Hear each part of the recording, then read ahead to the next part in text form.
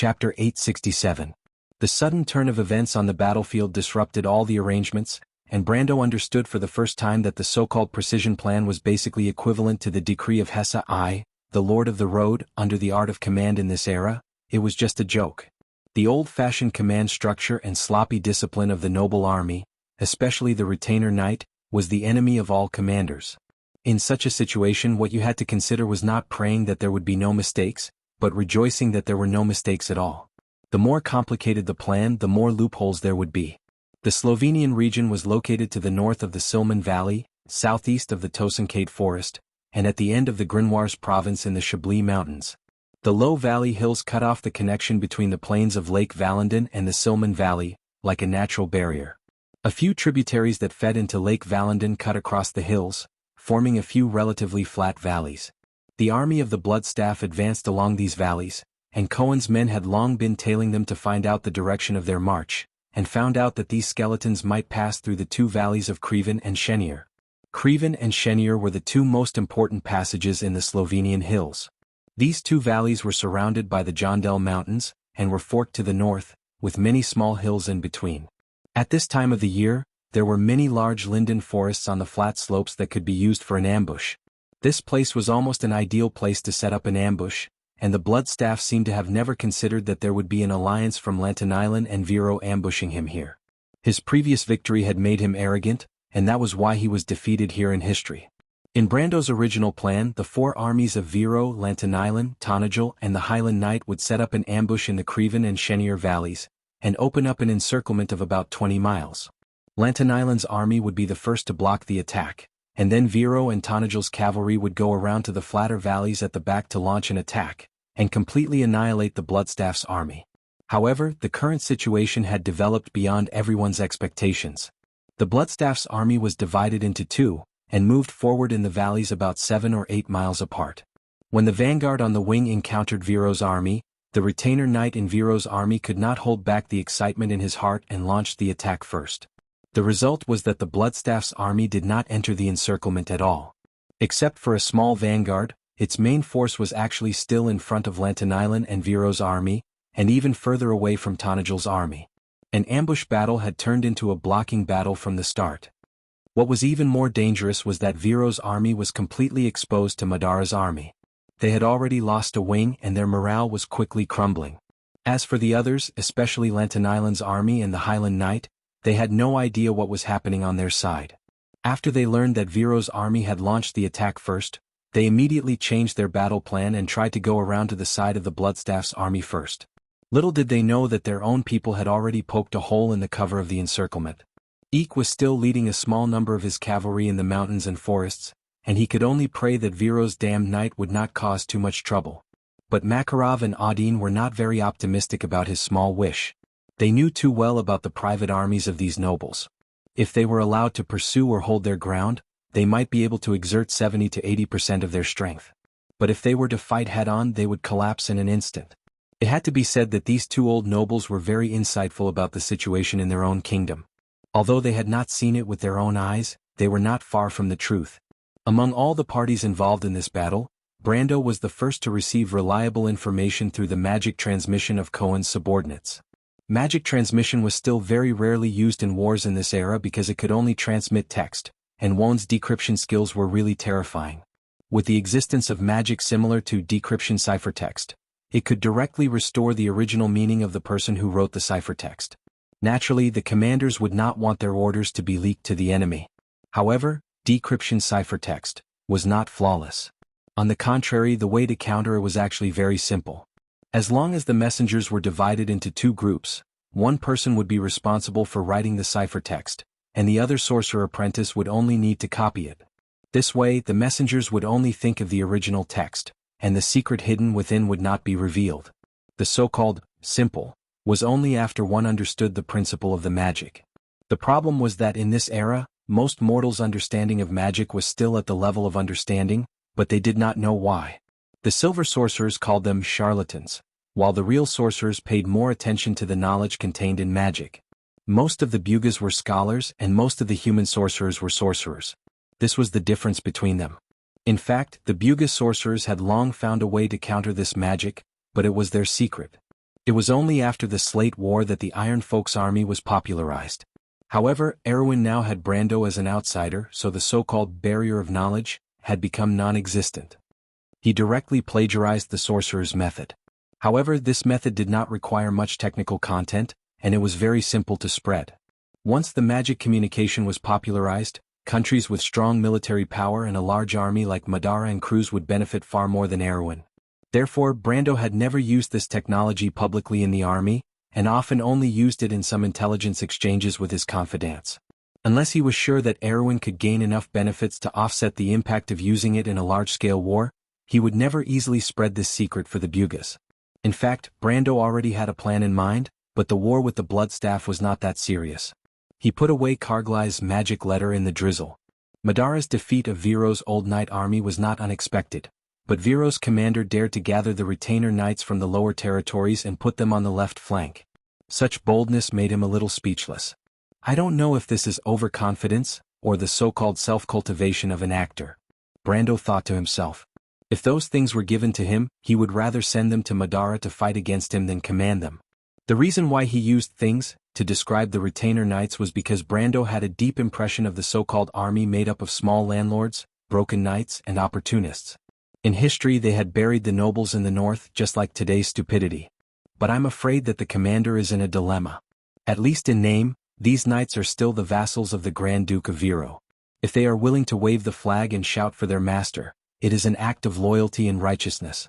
If the Grand Duke of Viro dares to not accept it, his prestige will be gone. Brando knew that the rules of the game of these old nobles were the cornerstones of this era.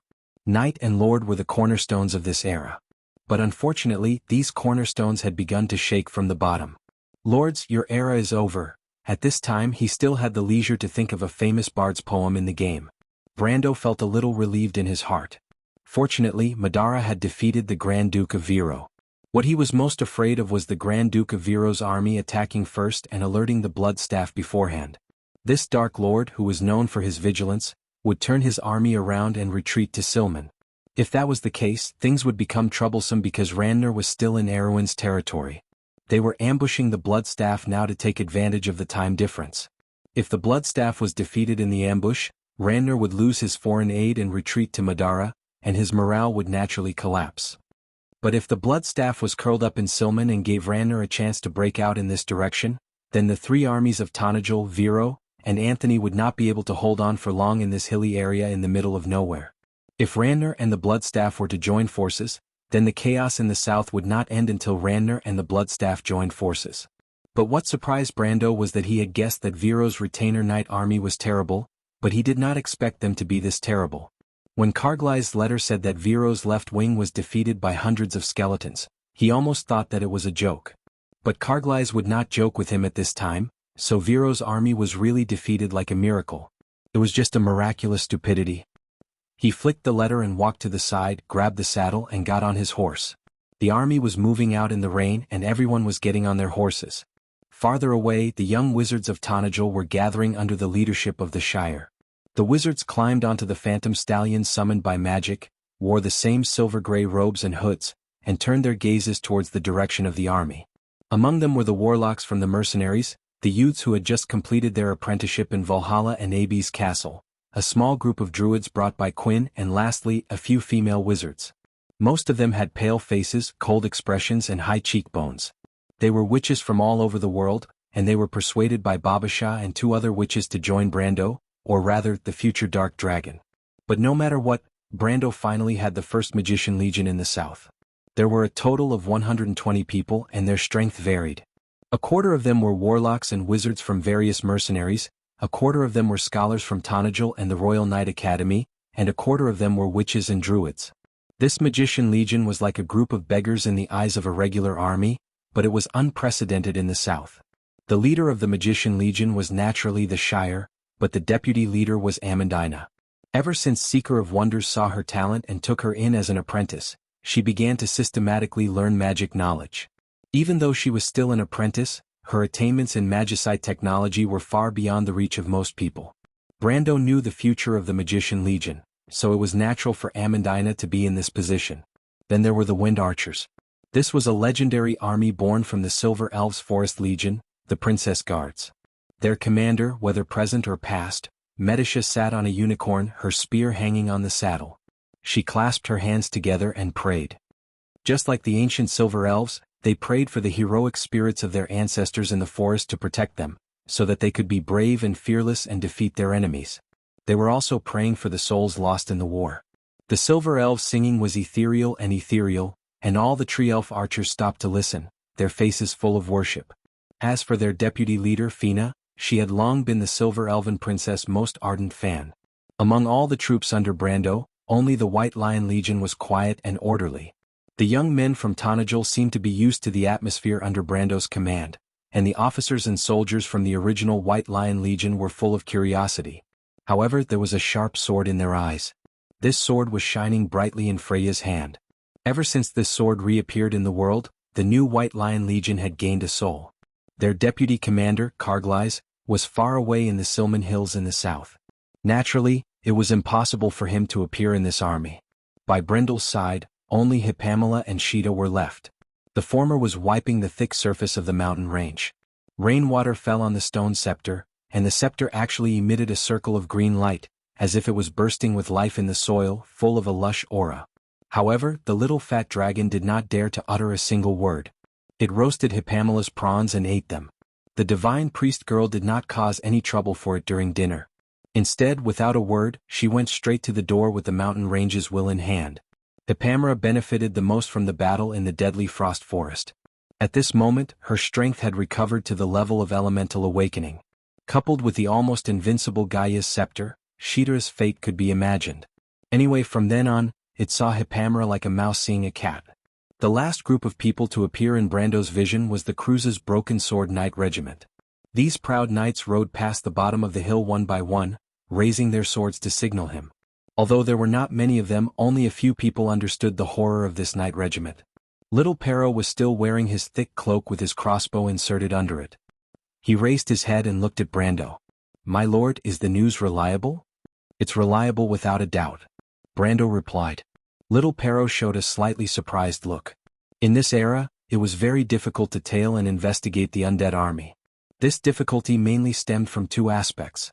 On the one hand, before this, the Black Rose of the Roman II rarely appeared in the eyes of the world. Even in the eyes of Erewhon, the Dark Kingdom was a broken and weak country. Less than 10 years before the First War of the Black Rose, the lords of Karsuk often led their troops into Madara's territory to plunder in revenge. Although the undead of that era were terrifying, the Dark Lords were like a plate of loose sand. They could not wait to see their colleagues attacked by humans so that they could take the opportunity to annex them. In that era, it was almost impossible for a lord of Madara to fight against the strength of a kingdom of Erewhon. Therefore, except for those civilians who were harmed by the undead in the border areas, in the mindset of the nobles of Erewhon, Madara was a weak, bandit country. They did not understand anything about this country, and disdained to understand it. The War of the Black Rose was a terrible nightmare for the entire kingdom of Erewhon. In fact, until now the nobles still did not know how they lost. The previous defeat of Viro's army against the Bloodstaff was enough to explain everything. Therefore, this was a country that they knew nothing about. It was a mystery in itself. On the other hand, the huge difference between the undead and the living made it very difficult for human scouts to get close to the undead army. This problem was the most difficult problem to solve until Madara and Saint Tassol fought. Although Madara did not border the Cruz Empire on land, Little Pero and the rest of the academicians were still very clear about this. They were also very skeptical about Brando's words. Brando's confidence came from his knowledge that transcended the era. In the future, the Wind Elves had many ways to deal with these skeletons, and Karglais was taught by him personally. It was not difficult for him to bypass the Bloodstaff's army. When he was in Buchi, he personally led the refugees to escape from under the nose of Madara, and Karglais only led a few scouts to follow behind the army. This was even simpler. Needless to say, Madara in this era did not understand that there were so many loopholes in their investigative methods. Little Pero saluted the lord from afar. "Since my lord is sure that the Bloodstaff will not retreat for a while, then wait for our good news." Brando nodded, and the young men of the Folded Sword Knight Regiment pulled up the hoods of their cloaks under his gaze, turned around and left towards the south. In just a moment, only the shadows of fluttering cloaks were left in the curtain of rain.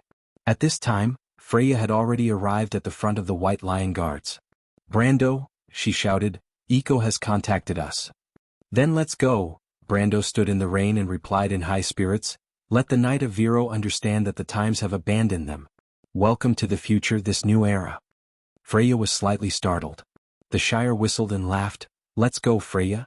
The Lord means that although they are useless teammates, we still have to save them. Chapter 868. The knight and his squires were fleeing under the forest. To these Vero soldiers who had never seen the world, such a scene was like the end of the world descending on everyone.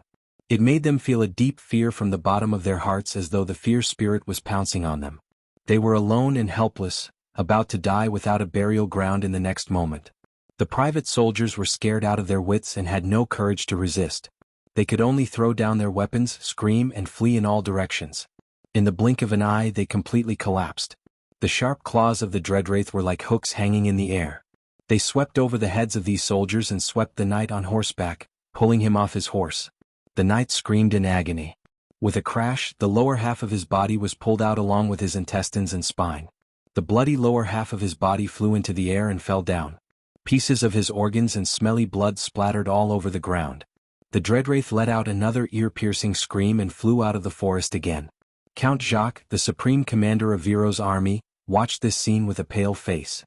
30 to 40 Dreadwraiths spread their wings that were several meters wide and drove the retainers and squires into the forest. Many of the knights were not killed by the Dreadwraith at all.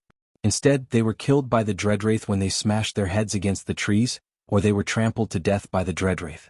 This was especially true for the squires who panicked and didn't know where to run. If they were pushed to the ground, they would most likely die.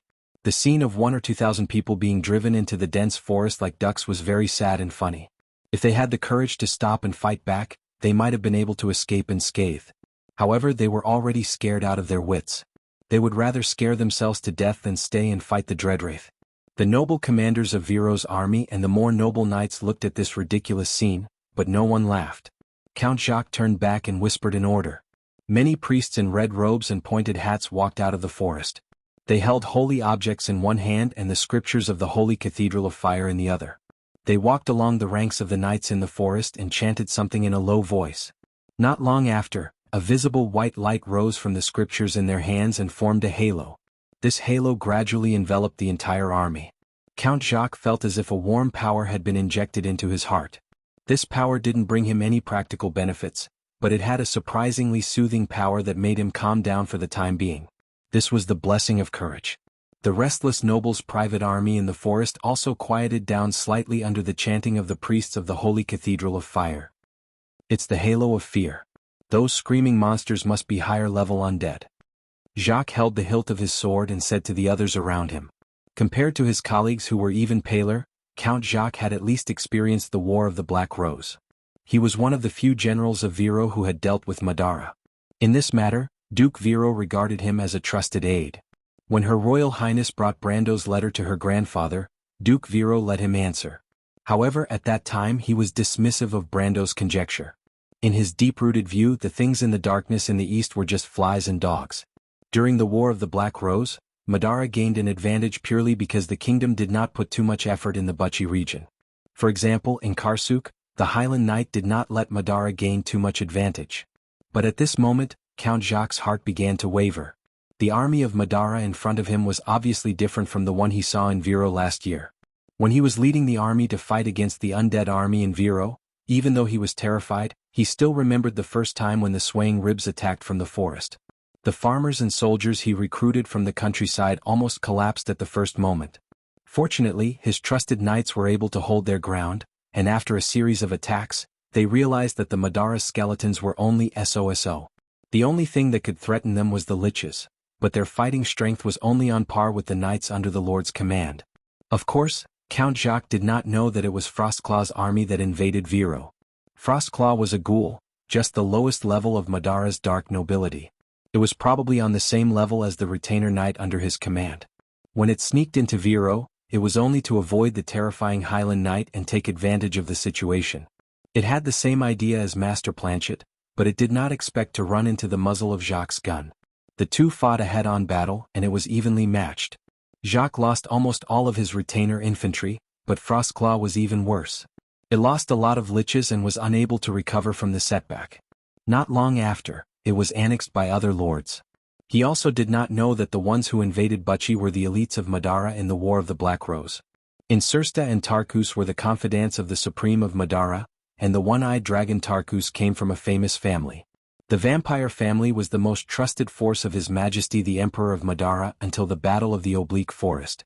And now, although the army under the Bloodstaff was not as luxurious as the combination of Insursta and Tarkus in terms of commanders, its army was in fact more powerful than the army under Insursta in the War of the Black Rose after joining the Dark Mercenaries from the Sea of the Dead Moon. This strong contrast was now clearly magnified thousands of times in Count Jacques' vision, making his mood fall from the clouds all the way to hell. Although he was still a seasoned soldier and on the surface he calmly said something about high-level undead creatures, but in fact he knew in his heart that these things were only hearsay. Count Jacques' colleagues were clearly aware of his tricks, and they were not too comforted. They saw dozens of the same terrifying creatures flying out from behind the fearsome spirits that chased away the night.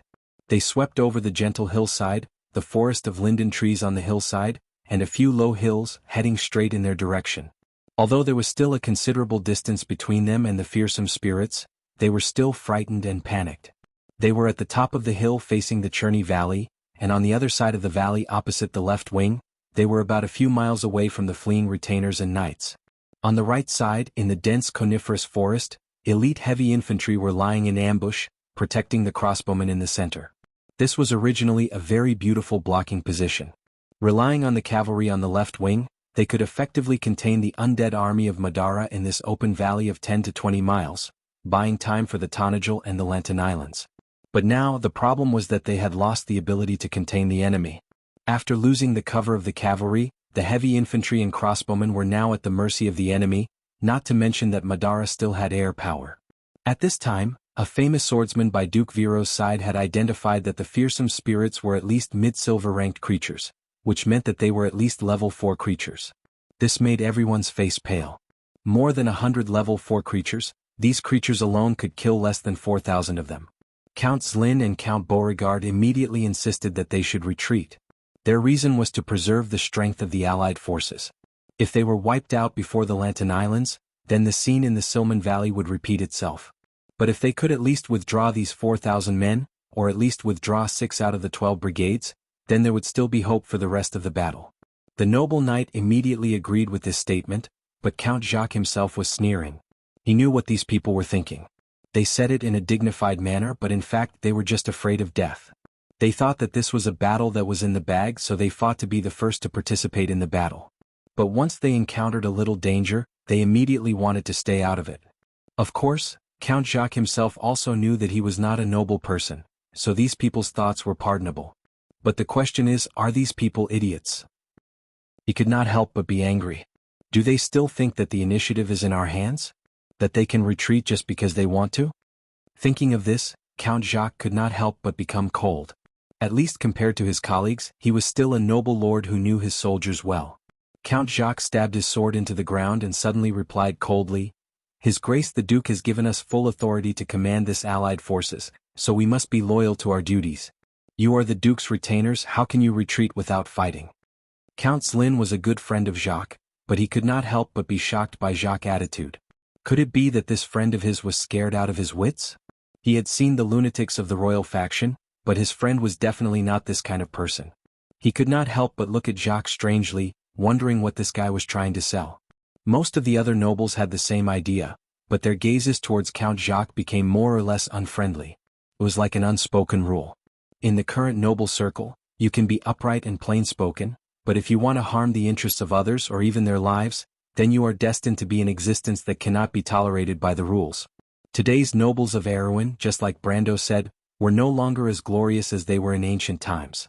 King Eric's nobles had set an example, using their swords to plow out a kingdom in this barren land. But their descendants had long since lost their courage, and became useless people who only had schemes and power. But at this moment, Jacques more or less had the same idea. He simply could not understand how could these people who he usually talked to so happily be so stupid. He coldly looked at these people and had to make things clear. How do you plan to retreat? Can you outrun the skeleton knight? Or can you outrun the monsters in the sky? A bunch of idiots. Now our only chance of survival is to hold on here and wait for the Lantonians to come and save us.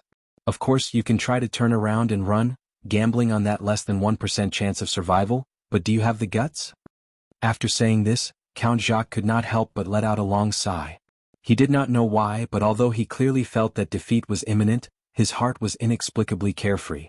He suddenly realized that compared to this group of idiots, at least he was one of the more outstanding ones.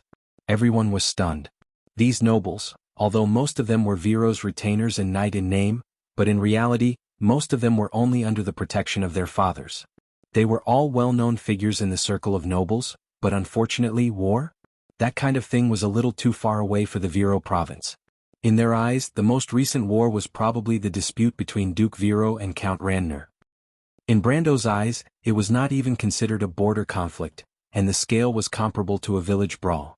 These nobles had forcibly created a few so-called famous generals.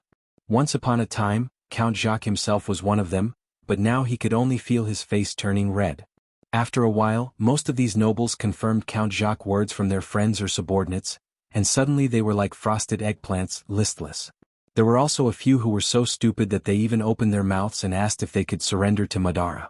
Of course, everyone knew that it was possible to surrender, as long as they became dead men. But this result was not something they could accept. In fact, this was one of Madara's disadvantages against the human kingdoms. Normally, when a human kingdom clashed with a human kingdom, or even any other civilized kingdom, surrendering and ransoming nobles were very common. Nobles who were captured would be treated with dignity and wait for their families to pay a price to ransom them. Then they would return to their kingdom with dignity, and they would be treated like heroes. This was common knowledge among nobles in wars. But Madara was a kingdom that did not accept living beings. Being defeated by Madara was equivalent to being killed. So in a battle against Madara, even the most cowardly army would not choose to surrender, and would often fight to the death. And now Count Jacques was left with such a choice. If he did not stay and fight, he would only be killed. There was no other way. What if the Lantern Islands don't come? They know that we have been defeated, and I think it's unlikely that they will come to die. One of the nobles could not help but ask. How dare they not come? Replied the Count of Beauregard in a fit of anger. But after saying this, he opened his mouth and suddenly did not continue. The people present seemed to have suddenly remembered that they changed the battle plan without permission, or else they would not have fallen into such a situation. And now, not only did the Lantern Islands have a reason not to come, they could even scold them for their stupidity behind their backs. Of course, in the eyes of these nobles, this was definitely not because they had made a mistake, but because the Lantern Islands were so narrow-minded. The forest was silent for a moment. Count Jacques was worried that it would affect the morale, so he replied, "Don't worry, that Count Tonagel is very likely not to come. As far as I know, he is such a narrow-minded person. But Lantern Island's commander Iko, I know that guy's character very well. He is an idealistic knight, and if he can come, he will definitely come to save us. Of course, the premise is that you have to be strong enough to last until then, otherwise don't blame him for coming to collect your corpses." With this explanation from Count Jacques, in addition to Iko's reputation after the Battle of Ampere Seal, the nobles of Viro could finally breathe a sigh of relief. In fact, there were already people who praised Iko's character in private, as if the knight could hear their praise from miles away and quickly come to their rescue. With this latent hope, Count Jacques finally boosted the morale of the army a little. At this moment they were no longer fighting for victory but purely for survival. Viro's army began to re-establish their defensive position in the Linden Forest, and their movements were quickly transmitted to the Blood Staff through the Dreadwraith. The Dark Lords of Madara had completely calmed down by this time. At least they thought that they had figured out the details of the unknown enemy in front of them. It could only be the Lantern Islands or the Viro. Anyway, it was definitely not the Highland Knight. As for Count Tonagel? Sorry, what was that? These dark nobles from the Sea of the Dead Moon had never heard of it. The obvious good news for them was that it seemed that Lantern Island and Viro's army had no understanding of Madara at all. They were completely different from the army of Grimoires, and more similar to the army of Erwin a year ago. This kind of army, whether in the eyes of the Blood Staff or these unruly dark mercenaries, was just trash. That was just a pile of trash. In fact, it was even worse than trash. It seems that they still have reinforcements. The black-haired young man knocked on the map and replied to the Blood Staff, "This reinforcement should be around us. Although I don't know how these Erwin people played themselves out, they are not a threat to us. However, they don't pose much of a threat to us. Even if this pocket is closed, their combat strength alone is not worth mentioning. Moreover, these idiots have already messed up. Now we just need to eat these idiots safely." He chuckled. They're here to provide us with a source of soldiers. The blood staff also sneered. The stupidity of the Erewhon people might be a little surprising to these dark mercenaries, but to the blood staff, it was a common occurrence. The combat strength of the white-winged cavalry of the Vermeer Legion previously surprised him. It was already a little abnormal, but this was their normal level.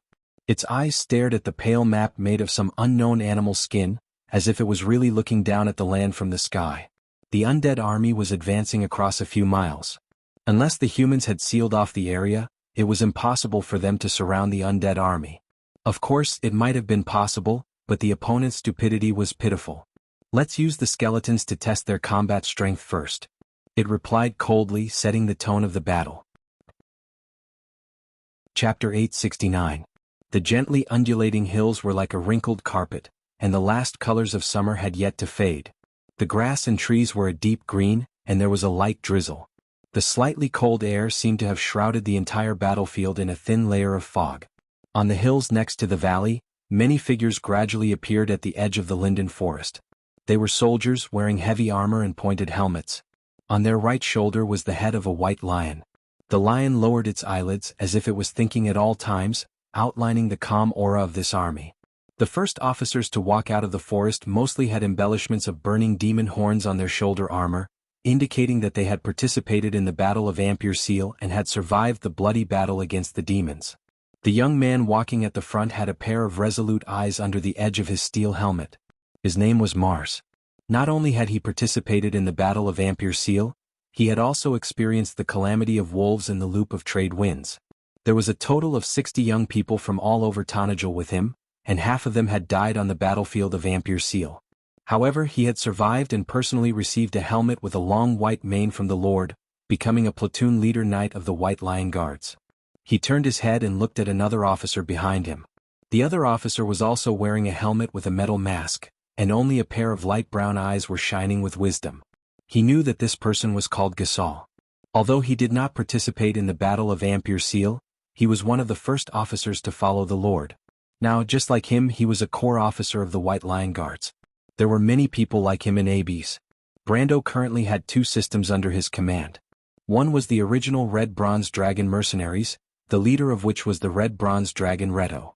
This veteran of many years of war had long been an important figure in Tonagel. Most of his subordinates were the first batch of people to follow Brando, and now this system had a faint aura of a veteran. However, Brando had always intended to downplay the role of non-professional soldiers in Tonagel. The Red Bronze Dragon mercenaries were stationed in Abes, and now they were mainly responsible for local security in Tonagel. They were in the same position as the subterranean dwellers who were in charge of local defense. However, Reto himself was not ambitious, so he was comfortable with this arrangement. Of course, Brando's arrangement was not for the sake of power, but only to emphasize the role of professional soldiers in Tonagel in the future. No one knew better than Brando how the private armies of the old nobles were full of drawbacks. The bloody experience of Viro's army today was a bloody lesson for those who did not understand Brando's arrangement. However, they did not understand that Brando saw far more than that. He knew better than anyone else what Erewhon needed. Brando's other system was the newly formed White Lion Legion and the Wind Archer Legion. This system was the future blood of Tonagel, but he did not stop his old subordinates from joining in. Many people could see that this was the true core of Brando's future. Those who were optimistic about the future of the White Lion Legion, including the mercenary commanders who were originally by Brando's side. Other than Cornelius, who was now working in the logistics department, Yuda and Rabin took the initiative to join the White Lion Legion and became the knight commanders of the 3rd and 4th platoons. These people, along with the locals of Tonagel and the youths of the royal faction who were transferred from the White Lion Legion, had become the 3 main factions in the new White Lion Legion.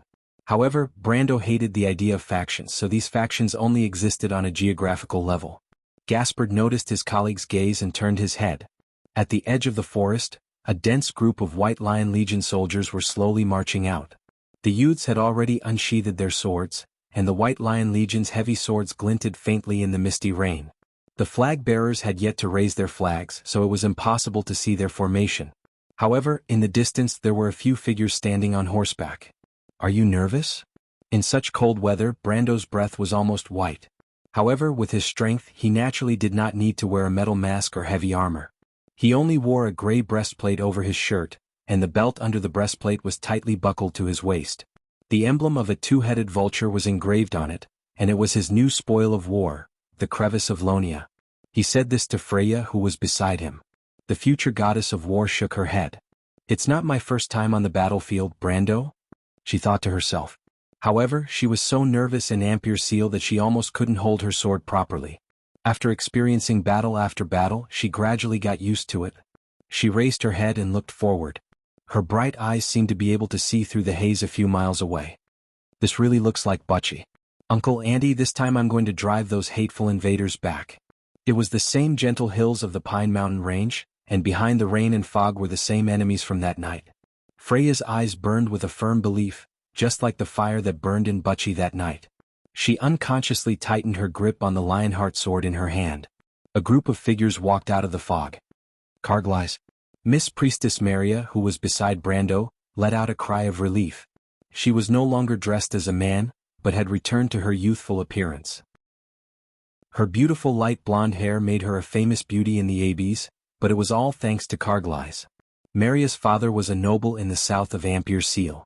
Her family had the bloodline of the Cruz people, and because of that, her father had inherited the arrogance of the empire. He had always been against the relationship between his daughter and Carglass, a poor boy from a remote village. However, after Brando's sudden rise in the kingdom, his snobbish father-in-law saw a bright future for Carglass, and tacitly agreed to the marriage. Because of this, Maria and Carglass were now dead set on Brando. Carglass blushed as he looked at Maria. There were a few young people behind him, and Brando immediately saw Cohen behind them. He actually came personally. Brando was slightly surprised, but he did not show it on his face. Instead, he raised his hand and threw a helmet with a long mane and wings to Carglass. Carglass caught the helmet and replied with a cheeky smile, "Carglass reports to you, my lord. Please return to the team." He glanced at his lord, who nodded approvingly, and could not help but look at Maria, and replied with a little embarrassment, "My lord, why did you let her come too? Miss Maria is the most outstanding priestess in the territory, and the head of my priestesses. Why can't she come?" Brando replied unhappily and then looked at the guy with a teasing gaze. "Of course, in terms of personal matters, Maria belongs to you, kid. But you can't stop her from contributing her abilities to the territory, right? Carglass, you can't be too selfish." In fact, Maria was not Brando's #1 priestess, but Hippamera was Hippamera's priestess.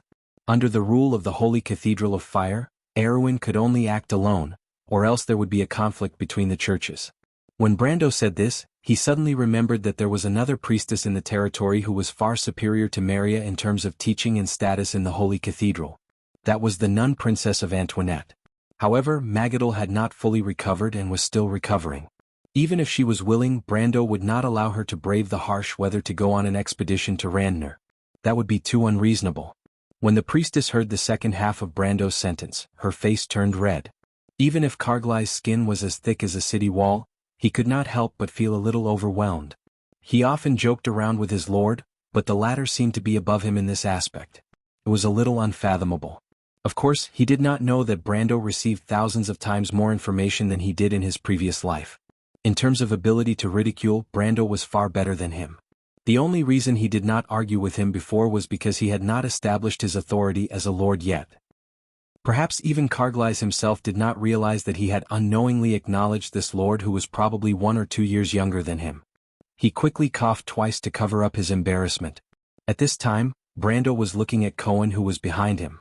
The young man was thinner than when he first met him.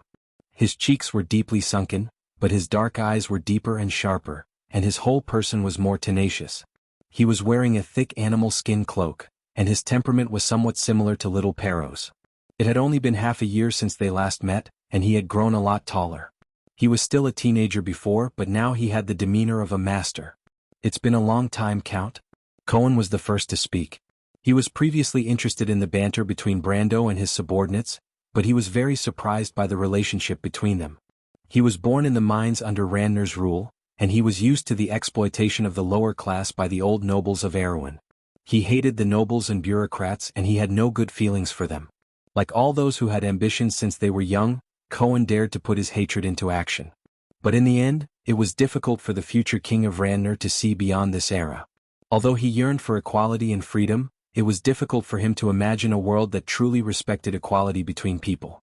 Therefore, it was even more difficult for him to understand Brando, who was a freak among the nobles. It seems that this Count Tonagel is indeed a maverick like the rumors say. But I don't know if it's because of his personality, or if it's just a pretense. In fact, he already had an answer in his heart. After all, Brando had once helped all of them in the underworld of Schaffland, and this lord had left a deep impression on him. He was different from the treacherous nobles who valued promises and kept them. He had the demeanor of the ancient nobles. Cohen did not simply hate the nobles, but he hated the upper class of the kingdom that stood in the way of corruption. Every citizen of Erewhon had a yearning for King Brando's beliefs, and Cohen was no exception. The appearance of a noble like Brando gave him a kind of inspiration. Perhaps this was the person he was looking for. The future king of Ranner's thoughts were extremely complicated, but he did not show it on his face. He looked at Brando. Brando already had some guesses in his heart, but he still could not believe it. The future king of Ranner's territory wanted to submit to him? He was almost overwhelmed by the unexpected favor. In Brando's view, someone like Cohen who was able to jump from being a refugee to the ruler of a territory was definitely one of those legendary people who were born with great ambitions. If it was not for the fact that Erewhon's territory was too small, Cohen's future achievements would not be limited to this. If such a person was placed in the history of his homeland in his previous life, he would be the founder of a dynasty. Such a person actually wanted to submit to him? Ever since Brando transmigrated to this world, this was the first time he felt that he was overflowing with the aura of a king. However, he quickly regained his composure. The current Cohen was not the future king of Ranner. He was only a bandit leader and had not encountered many opportunities in history. Moreover, because of Brando's existence, it was very likely that he would not be able to encounter such opportunities in his lifetime. The reason why Cohen did not submit to him in Schaffland was because he was only a bandit leader at that time and did not attract Cohen's attention. Secondly, Cohen did not have as many thoughts as he did now. He was only a youth who wanted to go out of Schaffland and see the wider world. But in just half a year, the youth's heart had changed greatly. It seemed that the wider world had indeed changed his life. Thank you very much for everything you've done for the Silman region in this war, Mr. Cohen. Sometimes, birth does not mean everything. Nobles are never born with superiority. There are many capable people everywhere, and you happen to be the most outstanding one among them. Brando flatly praised. There are some people whose starting line is far ahead of you. They were sheltered by their parents, but now they are far behind you. Mr. Cohen, when the ancient nobles plowed the borders of this kingdom with their swords, their birth was never determined by the heavens. There are only two words: faith and struggle. Cohen's eyes lit up. This was what he had been searching for all this time. Brando's words seemed to confirm the doubts in his heart. He almost suspected that Brando had some kind of ability to see through people's hearts. He looked at Brando with an incredulous gaze. In fact, the future king of Ranner did not guess wrongly. Brando did indeed have some kind of ability that could see through his heart. In history, Cohen had always been pursuing the glory of the ancient nobles. This was also the dream that every citizen of Erewhon yearned for. However, most people could only dream about it in their hearts, but Cohen dared to put it into action. Brando knew what the king of Ranner was thinking, so he naturally would not be wrong. However, he was still a little worried. After all, the person in front of him was different from the one in history. Perhaps his views on life and likes and dislikes had already changed? However, Cohen's expression allowed him to heave a sigh of relief. Fortunately, even though Won's history is in chaos, there are still some details that cannot be changed. He thought that he had managed to convince the other party. Silman is an important gateway to the kingdom's southern border. You've seen what it will become in the future. To the south of here is a dark kingdom. An empire is slowly rising there, and it will be the kingdom's most terrifying enemy in the future. Mr. Cohen, the things that you can do today are far more than what you have done today. Cohen calmed himself down and shook his head. I'm just a fugitive, Count. What I've done today is far from being as noble as you say it to be. I only did it to return your favor. Mr. Cohen, there's no need to belittle yourself. Freya could also tell that there was something going on between the two of them. She wholeheartedly fought to protect the ideals of Butchie, and the other half of her heart was tied to Brando. She knew that Brando wanted to subdue the young man in front of her. She did not need to ask why Brando did what he did, and she had already spoken out to persuade him. However, Cohen only glanced at the female knight in front of him and shook his head. He did not say anything. Brando knew that the pompous words that Freya learned from the Royal Knight Academy were useless against this ambitious young man. Those words would only work on a simple-minded girl like Freya. He looked at Cohen and replied, You and I are both fugitives. For the sake of the kingdom and the beliefs in our hearts, everything else is insignificant. Why do you care about those complicated formalities? Cohen thought for a moment and did not refute. He nodded slightly and stood to the side. Brando knew that he was moved, so he did not pursue the matter. This person was a true hero, and his background was very similar to his own. If he chose to side with him, then he could only stand with him. Looking at the entire kingdom, other than him, no one would treat these people the same way. In fact, if it was not for the support of the princess and his identity as the grandson of Sword Saint Darius, he might not have been able to hold his own in the kingdom. The rejection of the commoners by the nobles was deeply ingrained. Brando ignored the drizzle and asked Carglass, "Tell me, what's the situation now? Is Count Jacques dead or alive? How many of Viro's soldiers are left?" Carglass' spirits were lifted and he immediately replied, "Tormo is a man. Although his retainer knights were a little stupid and almost killed the Viro people, Marcia above, I have never seen such a tragic defeat. That was just a joke. But my lord, it's a miracle that Uncle Tomo did not let his men escape. Madara is really scary." He could not help but shudder at the mention of Madara. Ever since the Battle of Ampere Seal, everyone thought highly of the White Lion Guards and did not take Madara seriously. Although Brando had mentioned more than once how scary the Roman Rose was, in Carglass' mind, the undead army was only scary in comparison to Erwin's old army. In his opinion, the undead army could easily sweep through the private armies of the nobles, but they were nothing in front of the White Lion Guards. The White Lion Guards had once faced the demon army head-on in the Battle of Ampere Seal. No matter how scary the undead were, they were not as famous as the demons, who were widely recognized as the strongest in terms of individual combat power. However, he couldn't help but feel refreshed by what he had seen today, and his reverence for his lord deepened a little. In fact, every general who encountered the undead army for the first time would have the same thought as Carglass. Individually, the undead might not be as terrifying as the demons, but once they were united into an army, they would be one of the most terrifying armies in the world. This was an army that was silent. They would not scream out of fear, nor would they run away because of injuries. They would not give up unless they suffered 100% loss. They would not despair, nor would they be excited. They would only move forward and devour everything in their path. As for their opponents, they would never be able to feel the so-called advantage of bravery from these skeletons, because even if they were imposing, it would be meaningless in the face of a group of wooden men. They would still have to kill each and every one of them one by one, crushing them into pieces, in order to obtain victory. The winner of a battle with the undead would feel mentally and physically exhausted, while the loser would feel nothing because they had already become part of the Black Rose. The Roman Rose would never wither, as if it was eternal. Chapter 870.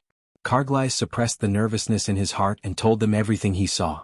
After the Viro's left wing was defeated, Count Jacques set up a defensive formation in a forest, hoping to use the terrain to restrict the Madara skeletal cavalry and fear wraiths. After losing their left flank, the Viro's defensive line became extremely narrow, and they were surrounded by the undead army on three sides. Madara sent skeleton swordsmen to attack, but the Viro's elite crossbowmen were almost useless against the skeletons. Only the arrows that were sanctified by the priests of the Holy Cathedral of Fire had an effect, but their numbers were too small to affect the battle at all. The skeleton swordsmen were slightly weaker than the human soldiers, but they had the advantage in numbers. Viro's elite crossbowmen could not do much, and the remaining 1,000 knights and heavy infantrymen were in a difficult battle. Just like any other human army that fought against the undead, the Viro people's resistance was extremely tenacious. The dark nobles of Madara were used to this, and their method of dealing with the Viro people was very simple. They would exchange casualties with the Viro people regardless of the cost. Brando knew that Count Jacques was doomed. The skeletons were resistant to arrows, and the Viro's army did not bring enough priests with them. It was a suicide mission. On the other hand, Madara's undead army was tireless and unaffected by casualties, but the humans could not accept the despair of seeing their comrades fall one by one. As expected, the Viro's army quickly fell into chaos. "So the Viro's army is almost done for?" Brando asked. "Almost done for, my lord. However, Madara's infantrymen are still involved. The Viro's elite crossbowmen are not much of a threat to the skeletons, but they are a great threat to the Dreadwraiths. The Blood Staff lost 2 Dreadwraiths in this battle, and they are probably determined to take down the Viro's elite army. Moreover, the current exchange is very advantageous to them, and they have no reason to let go of this opportunity." "You saw it with your own eyes?" "I saw it with my own eyes, my lord." Then what do you think of both sides? Brando sat on the horse and asked pointedly. Viro's knight retainers are a joke. In my opinion, they shouldn't have come at all. Those knights really made Count Jacques suffer. If it weren't for them, Viro wouldn't have lost so miserably. Duke Viro can't stop them from coming. Brando smiled, his tone mocking. The people around him couldn't help but frown, especially Carglass, who was born in a noble family. It was natural for a retainer to serve their lord. Owain and Curlutz had maintained this tradition for the past few centuries, and it didn't seem to be a big deal. But why did it suddenly seem like a huge drawback? Only Brando knew in his heart that in the past, it didn't matter who won or lost in the battles between lords. At most they would lose some money. That was a war between nobles. But from this era onwards, wars of annexation of countries and territories had begun. From this moment on, the outcome of a war was related to life and death. The inefficient way of forming an army had begun to become a fatal weakness. What about the others? They're all right. Count Tommel's noble knight and heavy infantry have the strength of Ampere-Seal's harbor guards and the Southern Legion, but their numbers are too small. If the elite crossbowmen were able to do their job, they might be able to put up a fight, but now... Carglass clicked his tongue. Count Tommel was Count Jacques' real name. Carglass had always been frivolous, so he lacked the necessary courtesy to the nobles other than Brando and the princess. Calling him by his name and not giving him a nickname was already a show of respect for the Count's courage. What he meant by putting up a fight was that they could only fight the 4,000 skeletons head-on. The Blood Staff did not even send their elites to the battlefield. What about the Lantonians? Eek was stopped by the skeletons of Madara. They're right in front of us. They've been trying to support Count Tommel, but the skeletons didn't give them the chance. But the Lantonians are really strong. They didn't let them have the upper hand. I saw Eek and his knights circling around the skeletons. They're probably waiting for us to arrive at the battlefield. Brando smiled. The commander of this army must be Eek's fiancée Yura. That blind girl with 9 phoenixes was a genius. She was a true chosen one. If it weren't for her and Eek's early deaths in history, Erwin's history might have turned out differently. At that time there were several strong people in the south. Other than Eek and Yura, there was also Cohen in front of him. If the three of them could work together with the Highland Knight, Madara's invasion might not have been so smooth. When the Blood Staff was ambushed in Tosankade Forest, Yura played an important role in it. Tell me about Madara. He deliberately raised his voice. As expected, everyone pricked up their ears. Other than Brando, most of the people here were very curious about the opponent that their lord had always valued. From what they heard, the skeletons were not worth mentioning. Other than Brando and Freya, even the mercenaries who escaped from Butchie did not think that Madara would be Erwin's greatest enemy. These people were more or less influenced by such thinking. But today they seemed to have seen the other side of the Roman rose.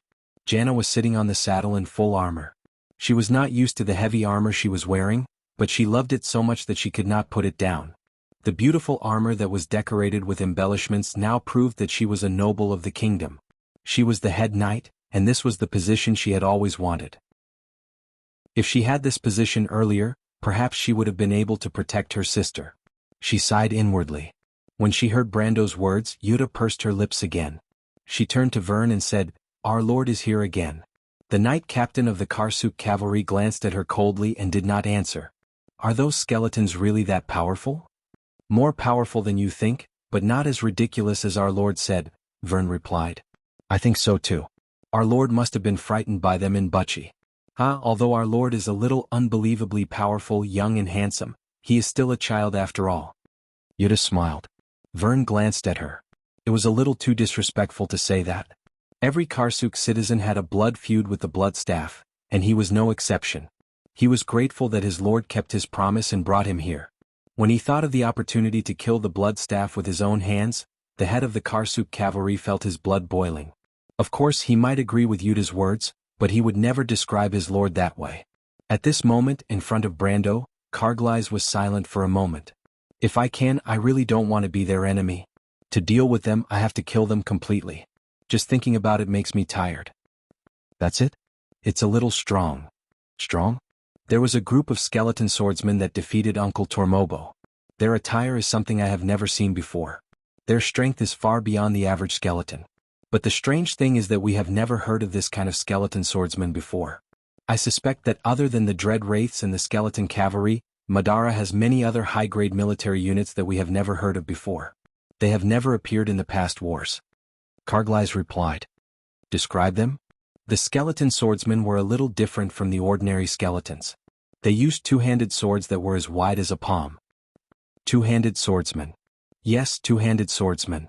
Kargleis nodded. They were also different from the ordinary skeletons. They wore black half-body armor without a helmet. They seemed to be wearing iron gauntlets. Is there a carving of a spider on the breastplate of the half-body armor? Kargleis raised his head and looked at Brando in surprise. My lord, you have seen them before? The spider swordsman is here as expected. He looked at Kargleis and continued to ask, and then? They are very strong. Kargleis was a little surprised. He knew his mission before he went to Silman. Other than the knowledge that Brando taught him about Madara, he also borrowed information about the Kingdom of Darkness from Amandina. But he did not find any information about the strange two-handed swordsman. He felt that his lord was a little unusual, so he answered cautiously, an ordinary knight is no match for them. They have the strength of a third-grade army. A third-grade army? Rabin could not help but exclaim, that's impossible. Madara indeed had many high-grade undead creatures. Among them, the Bone Dragon was a 9th-grade creature. There were a total of 3 Bone Dragons in the Insursta Dragon's army, but they were like generals in Erwin's army. Once they appeared on the battlefield, they were often conspicuous targets. Erwin also had elemental awakened masters, so when these high-grade undead creatures appeared on the battlefield, they would not be able to cause much damage to an ordinary army. In Won's military theory, only high-grade undead could be called a high-grade army. However, Madara and Erwin lacked high-grade armies. Their basic army was made up of skeletons and zombies, which were even inferior to human soldiers. The higher-grade army was made up of the Black Knight and the Ghost. The Pale Horsemen were also a type of ghost, but their numbers were too few. If it were not for the unique attributes of the undead, Madara's army would not even be as strong as Erwin's. For this reason, for thousands of years, both sides were able to fight back and forth, and at one point the kingdom even had the upper hand. That was why Rabin, who had dealt with the skeletons the most, was the first to feel incredulous when he heard Kargleis' words. But if Madara has such an army, why did they hide it before? If they wanted to catch us off guard, now is not the time to do so. Yuta could not help but ask. Brando shook his head. This was the general mentality of the people of Erwin in this era. Even the people around him did not know what was happening in the east. But only he knew that Kargleis was not lying. Madara had never hidden its army, and there was no need for it to hide anything from a weak country like Erwin. However, it was true that the Spider Swordsmen had never appeared in the war against Erwin before, because they had just joined Madara's army. The Dread Wraiths, the Skeleton Knights, and now the Spider Swordsmen. Although today's Madara did not have the Tamar of history, it still had these new types of soldiers. One person's gains and losses could not change history. Madara's huge territory in all 4 directions was too terrifying, and there would be more in the future. This was just the beginning. Brando smiled. If he told these people that the Spider Swordsmen would become Madara's basic infantry in the future, what would they think? After the Third War of the Black Rose, Madara did not bother to create any more skeleton warriors. It was a pure waste of soul energy. From then on, Madara's lowest level soldier was the Vengeful Spider Swordsman, which had evolved into a 4th-grade soldier. So all of you have heard it, Brendel said. The enemy you will face in front of us might be an undead army with a 3rd-tier army and a 4th-tier air force. This is an army that is different from the Crews, the Lion Clan, and even the demons. You will soon see the power of this army. The young White Lion Guards fell silent after hearing their lord's words. Brando looked at everyone at the border of the forest and waved his hand gently. But these are not important.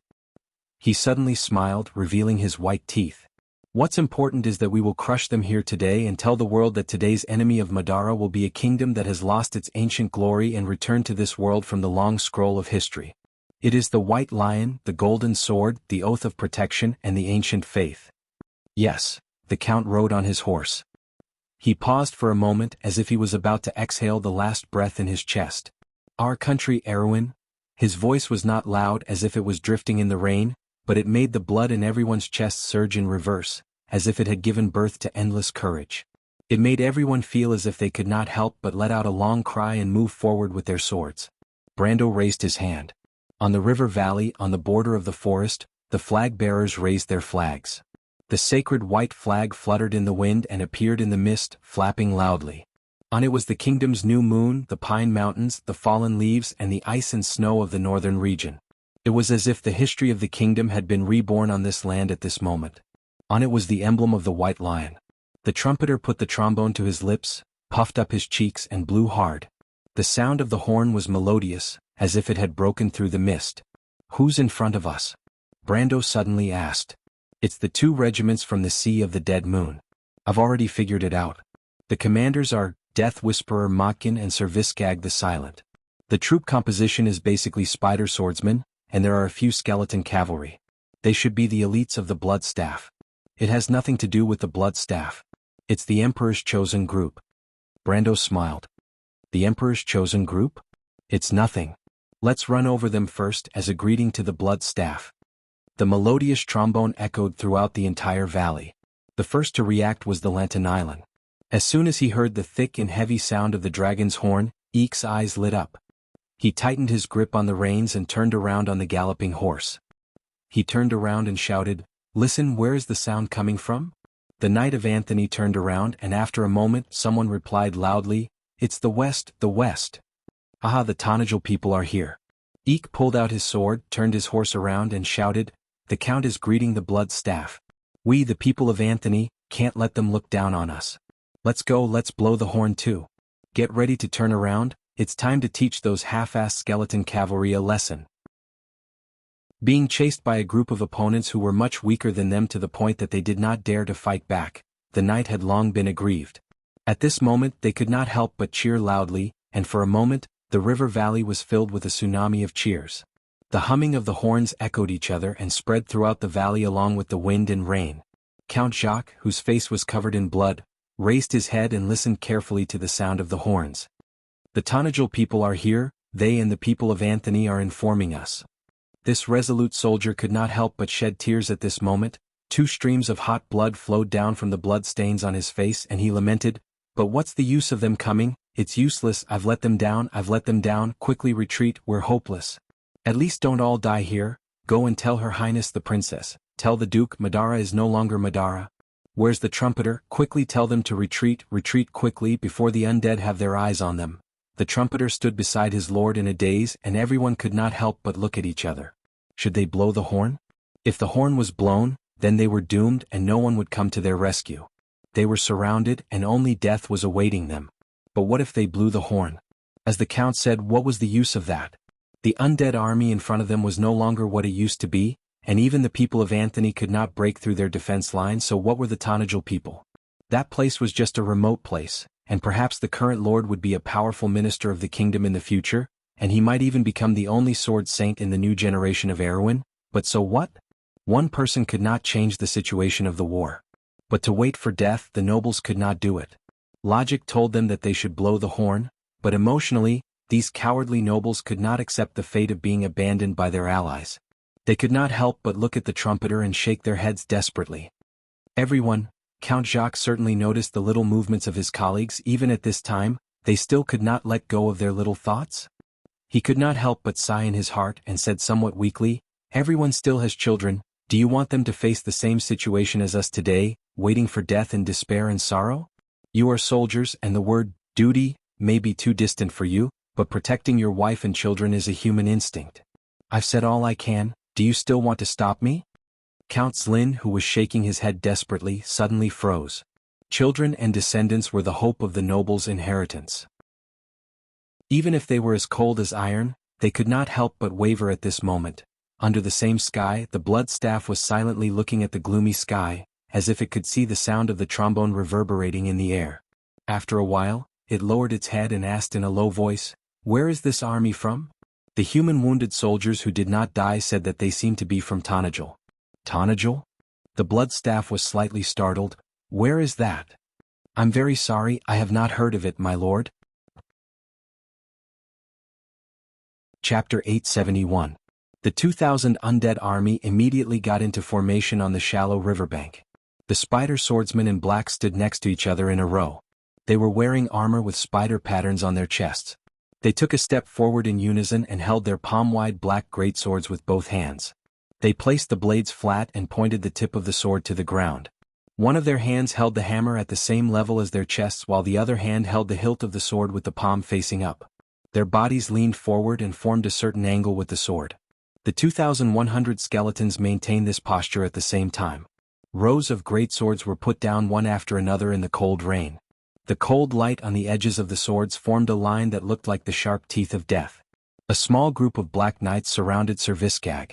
This dark noble lord nicknamed the Silencer was also wearing the armor of a black knight. However, he did not wear a helmet. A pale head was exposed above the breastplate. The few strands of hair on his head were like weeds in the wind. His face was covered with dried livor mortis, and his eyes were burning with pale flames. His entire body was emitting a cold aura of death. He held the hilt of his sword that was inlaid with black roses with one hand. Just like his nickname, he silently looked to the west. That was the undulating river bank and hills. The rain formed a thin mist that blocked the view. Behind the mist, the dark forest stood like a wall. However, suddenly holy white flags appeared in the forest. Under the flags, there was a group of human infantry marching. Their silver-gray armor reflected the light as they moved up and down. A trace of doubt flashed in Sir Viscag's eyes. He had never heard of this army. However, the other party's equipment was excellent. It was obvious that they were not a random army. 500 meters was a distance where both sides could only observe each other quietly. No shields. Light infantry. The size is about 5 companies. Sir Viscag calculated the size of the army in front of him. For someone like him, this was not a skill. There were more than 400 autonomous regions and small states in the Sea of the Dead Moon. They lacked everything except soldiers, especially experienced soldiers. They were the best mercenaries in the entire Dark World. They had experienced hundreds of battles and were sensitive to war. 1.5 companies. She was relieved. The pride of the Black Rose in her soul flame took over again. She could not help but feel a little disdainful. Spider swordsmen were the nemesis of light infantry and cavalry. As long as there were no heavy cavalry, they were the most terrifying force on the battlefield. Furthermore, the enemy's numbers were far inferior. Sir Viscag smiled coldly. He thought to himself that these arrogant human nobles must still be adhering to the rules and holding on to the creed that infantrymen were only defensive forces. However, they must not know that infantrymen could also bare their fangs and become a sharp blade that could tear apart a battlefield. Let the Queen of Spiders tell you that your era is over. The Black Knight took another look at Erwin's army. The White Lion Guards were slowly advancing, and he was even more certain of this.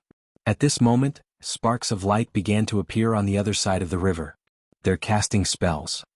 There's a group of magicians. The Black Knight's muffled conversation made Sir Viscag raise his sparse eyebrows slightly. The army opposite them was really not ordinary. If there was a group of magicians, then it was at least an army on the level of the Vermeer Legion. The other party was very likely to be part of the Central Legion and not some noble's army. However, he did not know which legion it was. He frowned and muttered in his heart. Wasn't the Southern Legion already near Ampere Seal? Which legion did this army in front of him come from? The sparks of magic gradually became denser. Sir Viscag's expression finally changed. With this scale, could it be Erwin's Royal Knight Regiment or a part of the Black Blade Squad or the White Lion Legion? Impossible. These 3 elite units of Erwin would not come to the south unless they had completely abandoned the area north of Ampere Seal. He shook his head and muttered in his heart. The army in front of him was too strange. Although there were liches in Madara's army, liches were not considered wizards. He had never seen such a group of magicians before. Even in the history of Wonde after the War of the Holy Saints, such a group of magicians had never appeared before. 1,500 infantrymen accompanied by more than 100 magicians. This is crazy. Sir Viscag thought that either the enemy was crazy or he was hallucinating. The sound of horns echoed on the battlefield. Viro's people want us to turn around and retreat, Brando said to Cohen, Carglass and Freya who were beside him. Looks like they still have some conscience. At least it proves that the people we want to save are not all useless, Carglass replied with a grin. Cohen did not say a word. This was the first time the young man from Shafland had personally participated in a battle. The scene in front of him was different from what he had imagined. The White Lion Legion was moving slowly in the drizzle, and he heard orders from time to time. Unsheathe your swords. Advance in formation. When the young men from Tonagel had just left the forest, their formation was still a little messy.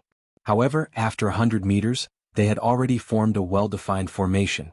The sergeants and heralds on horseback galloped in front and behind the formation, flags flying in the air. This army was completely different from the armies of the nobles that he had seen before. He had a vague feeling that this army had come from a certain period of history and had come to this battlefield. That period of history was called the establishment of Erewhon. He subconsciously looked back and saw Brando standing on horseback with a sword in his hand. He looked up at his own army with a calm expression on his face. This army is just SOSO in his eyes, Cohen thought. What kind of army does this Earl want? Brando smiled softly. The White Lion Legion had begun to take shape, and Erewhon had taken its first step. Now what he wanted to see was to open the door with his own hands. Behind the golden door was another era. In the previous period of history, it had begun in the year of silver. In this period of history it would begin today. After today it would be the future. He raised his head and looked at the slender figure in the rain. At the same time, Freya also looked back in the direction of Brando. She was riding a snow-white warhorse, and her heart was filled with doubts. What is Brando trying to do? This is not how mages should be used. In Erewhon's tactical manual, it was clearly written that the precious mages must be protected with the utmost care. Mages with more than 100 mages must be protected by a legion. Otherwise they should be dispersed to avoid being destroyed. Magicians were a precious auxiliary force that could sometimes even change the outcome of a battle. Adepts had extremely strong individual combat abilities and were one of the stronger individuals on the battlefield. In normal battle tactics, such individuals with strong combat abilities should be scattered throughout the army. This way they could be effectively protected and could also pose an effective threat to the enemy's formations and commanders at various points. But now, Tanajel's mages were arranged in a phalanx like the infantry. Only a small number of White Lion Legion guards were outside the phalanx. Their chanting resounded throughout the riverbank like a hymn. Light floated in the air, and layers of spells were cast on the White Lion Legion guards in front of them. Carglass raised his head and looked at the colorful halos that fell from the sky together with the rain. They fell on every soldier, including himself. He curiously touched the layer of energy barrier that was a few inches away from his body. It was as if there was a layer of air flowing around his fingertips, forming a whirlpool. It was the wind shield. What a spectacular sight! Carglass muttered to himself.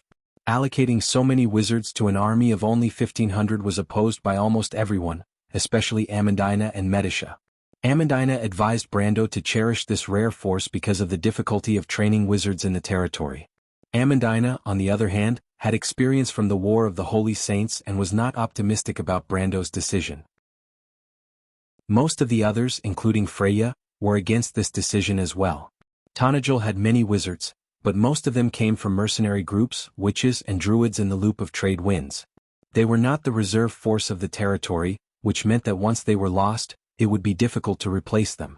In everyone's opinion, this rare group of wizards should be used carefully as a secret force of Tanajel. However, Brando stood his ground and put them together to form this group of wizards. Carglass even heard that even Seal was not optimistic about the future of this mage group. The Kurlutzians who followed Veronica even said that this was a move of a nouveau riche. But was Lord Carglass a nouveau riche? Carglass looked at Brando's calm face and rubbed his chin. Alright, maybe. But no matter what, the buffs provided by the group of more than 200 wizards were enough to cover an entire army. When the buffs were cast on every single member of the White Lion squad, it was indeed a spectacular sight. My Lord Carglass' decision seems to be wise. Yuta took one last look at the other side of the river and pulled down her metal mask. Her voice was muffled in the rain. Rabin, who was not far away, shook his head. He pulled out his sword and slowly walked forward with his men. He was slightly worried. It was not that no one had ever done this before, but the effect was limited.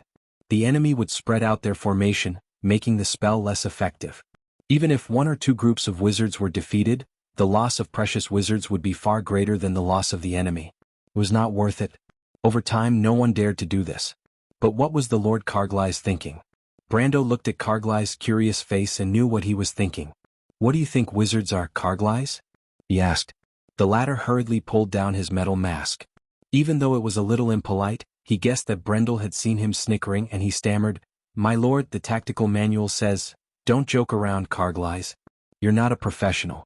Don't talk to me about tactical drill. Tell me what you think. Brando replied impatiently. My lord, I really don't know. Carglass shook his head. He was not a wizard, so how could he know what a wizard would do? There were rumors in the countryside that wizards were all-powerful and omnipotent, but these rumors could not be trusted. But Princess Medisha, Brando sneered at Erwin's old tactical drill, but he did not necessarily agree with Medisha. The War of the Holy Saints could be said to be the largest war in the world since the destruction of Babel Fortress.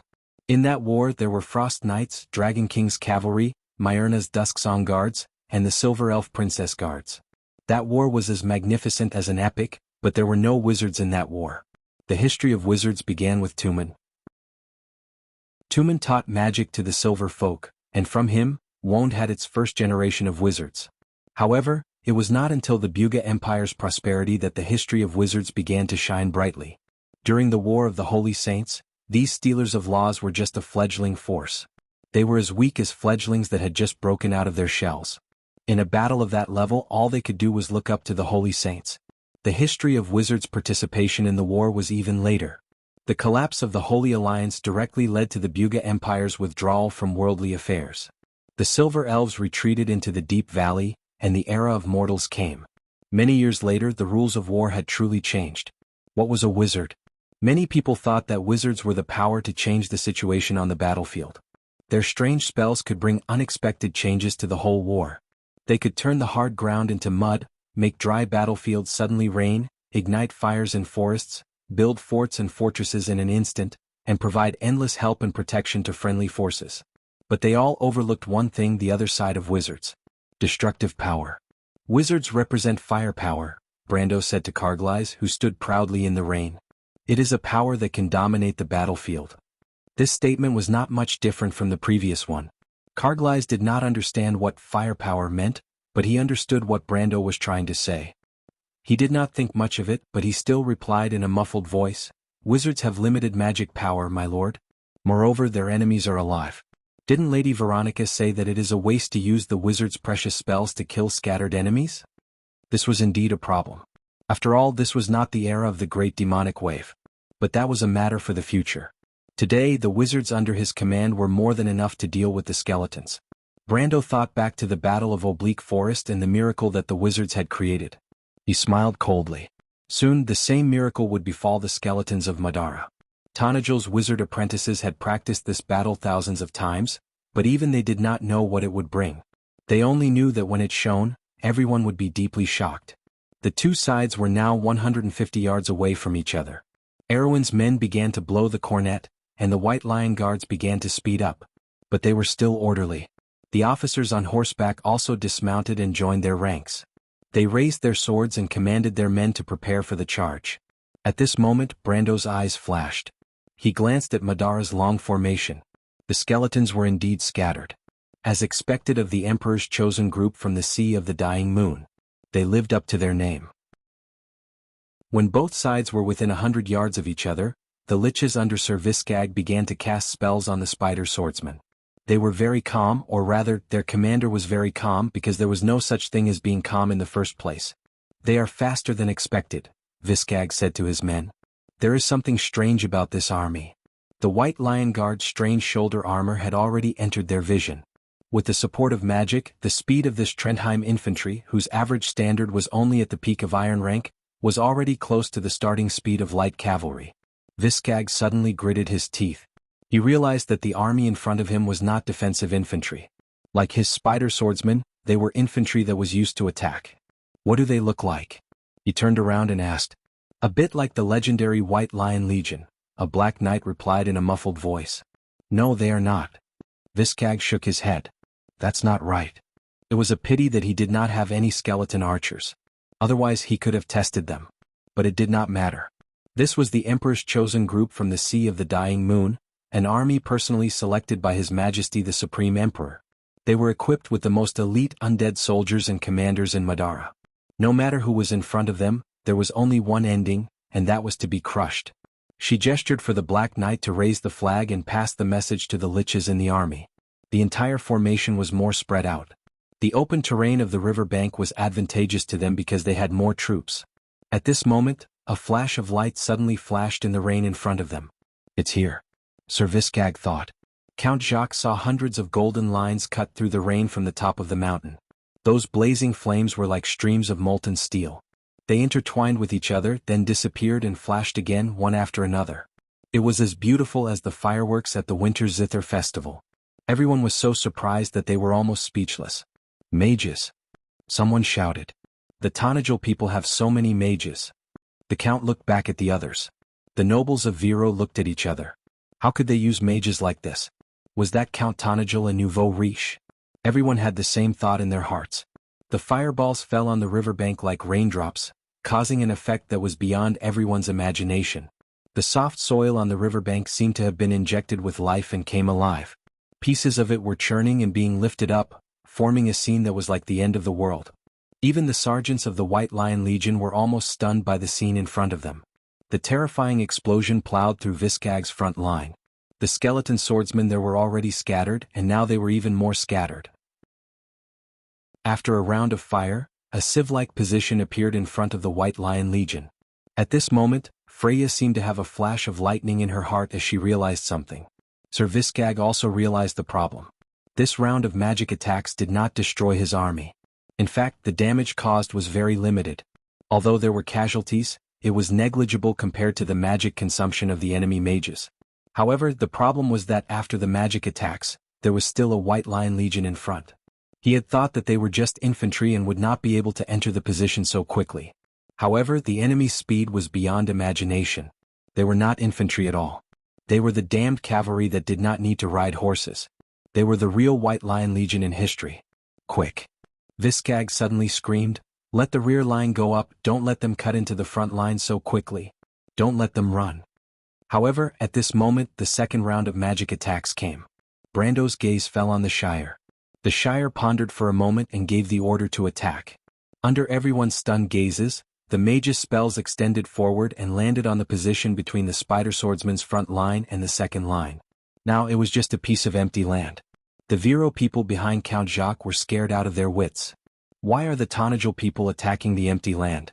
Are they crazy? Do the mages not have any mana? Count Lin suddenly stopped talking because he saw countless fear wraiths suddenly fly out from the Bloodstaff's formation and rush towards the west side of the river. Those monsters seemed to cover the sky and the sun as they rushed out in full force.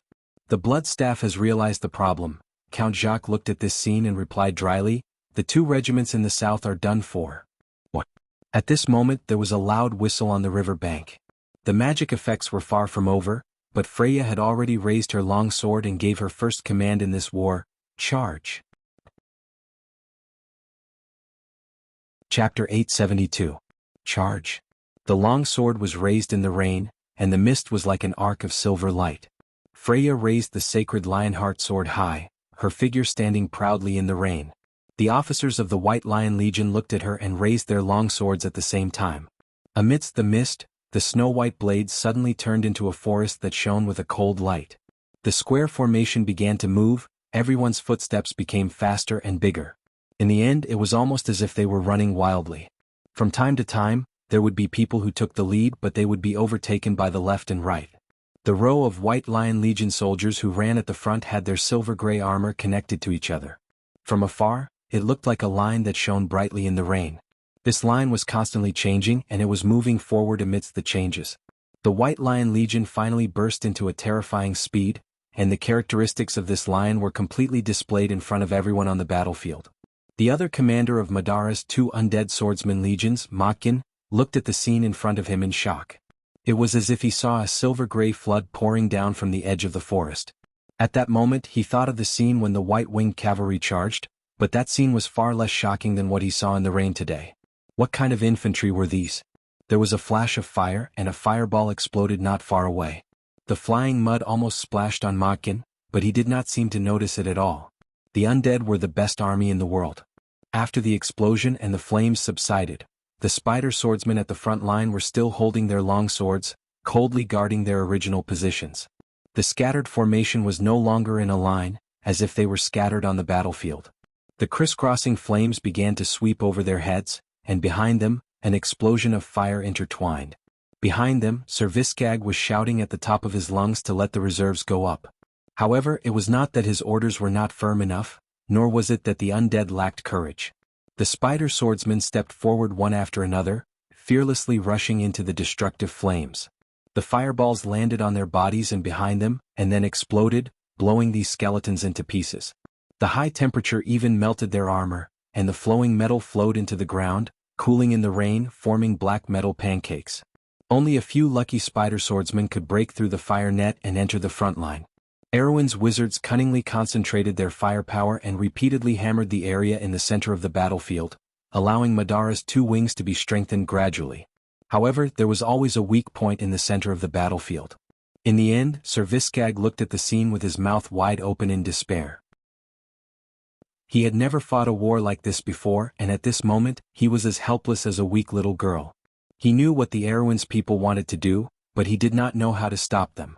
"Lady Martha, Mother of Spiders, please save me." The undead did not believe in tears, but Sir Viscag only wanted to cry. The White Lion Guards finally cut into the front line of Madara's front line like a silver-gray blade. The young people in the front row were less than 10 meters away from the skeleton swordsmen who stood proudly in the drizzle. At this distance, they could even see the flashing white phosphorescent flames in the eyes of the skeleton swordsmen. They were cold as iron and lacked the emotions of the living. The White Lion Guards were brave, but they were still nervous when facing such an opponent. The sergeants were shouting orders to encourage everyone's courage. Yuta, Vern, Mars, and Karglais, who had caught up from behind, more or less reduced the hesitation in the hearts of the soldiers. The flag of the White Lion Guards advanced in the rain. Under the flag there was another lady who led the charge. She was wearing a white robe with chain mail and holding a cross in her hand. She was dressed in the attire of a battle priest. That was the Hipamera. The others did not understand why the Lord wanted his personal maid to charge with the army, but the female priest had already raised the cross in her hand. Brando followed behind the troops and looked at the scene from afar. Suddenly his heart skipped a beat. He felt that the elemental foundation hanging in the world of planeswalkers was shaken. Light and earth elements rose from the elemental pool and then disappeared into thin air. He looked up and saw the movements of the skeleton swordsmen of Madara. They clucked and moved. They held the hilts of their swords in their left hands and swung them up forcefully. Hundreds of black swords were swung up neatly from bottom to top. Hundreds of long arcs were drawn in the rain. At a distance of 10 meters, a wave of air that could be seen with the naked eye burst out from the swords. The air blades pushed forward and turned into a cone-shaped shock wave in an instant. It split the curtain of water and brought up a vast expanse of water. With a whoosh, it swept across the first row of sergeants of the White Lion Guards. However, it was at this moment that the bodies of the White Lion Guards flickered with a faint gray light. This light formed an oval sphere under the impact of the shockwave. However, no matter how strong the shockwave was, the sphere did not show any signs of breaking. As the shockwave swept across, almost the entire riverbank was flattened by an inch. The grass on the riverbank was completely blown away, leaving only a patch of pitch-black mud. However, the human soldiers who remained on the mud were completely unharmed. The Holy Song of Protection. Hipamera demonstrated the power of a planeswalker for the first time on the battlefield in the drizzling rain. Everyone who was watching the battle was shocked. "What is that?" Ser Viscarg almost screamed from his hollow chest. What kind of spell could make an entire army immune to damage? In its empty mind, it could not figure out what level of power this was. Even a sage would not be able to master such a law. Only a god, and only those who were above the rules of the mortal world, could perform such a miracle. Majin's mind was also blank. He was a lich, so he could understand the horror of the previous scene. It was not a spell but a power that was above the spell. At that moment, it keenly sensed a certain law of existence shuddering through the clouds. Even though he was an undead, he still felt depressed at that moment. How many years had it been since he tasted such horror? It seemed that ever since he became a lich, he had long forgotten the feelings that originally belonged to a living creature. After a moment of shock, the unscathed White Lion Guards and the Spider Swordsmen intertwined. Both sides were third-grade armies, but even if the young White Lion Guards were still in the stage of combining the old with the new, and even if the Tonagels' formation was far less orderly than the Undead's, and even if this new army still had many weak points, they only had one advantage. The terrifying group of mages finally showed its effect at this moment. In the Amber Sword, most of the buff spells that were suitable for an entire army were generally weaker, such as Bravery or Morale. As for the real buff spells such as Wings of the Wind, Air Shield, Heaven's Blade, Stone Skin and Dragon's Power, they could only buff a few people at a time. These spells were more suitable for small team battles. If a few wizards or mages had to buff the whole army, they would probably die of exhaustion even if they had sufficient magic power. Even if they did not die of exhaustion, how could there be so much time to waste on the battlefield? But this problem was not a problem for the White Lion Guards. The entire White Lion army was only 1,500 people, but the size of their group of mages was 120 people. Brando divided the entire army into 100 sections in advance, and each wizard only needed to be in charge of the section that they had received orders in advance. In just a few spells, these powerful buff spells would fall on everyone's head. This was not his own invention. After the Battle of the Oblique Forest, since the wizards began to participate in large-scale battles, the smart players began to summarize and create these standardized tactical forms. Every minute detail was the experience of the predecessors who had experienced several battles, but this one was particularly special. This was because it came from Madara itself. This was the real magic army that rose in the future Slate War. Although the White Lion army was far from the level of the future, it was already above this era. In another part of history, the undead of Madara had used the set of tactics to defeat the Erewhon people, defeated the Wind Elves, and defeated the Cruz people. But today they were going to taste the fruits of their own labor. I wonder if this student of mine is good at learning. Brando thought in his heart. He calmly watched the White Lion Guards cut into the Viscag army's front line. Although the undead were tough, their fragile front line could not stop the White Lion Guards who had already charged in. The silver flood rushed into the black front line, and in the blink of an eye, they had broken through the dam and rushed to the rear of the Madara army. Before the black roses could bloom, they withered in the drizzle.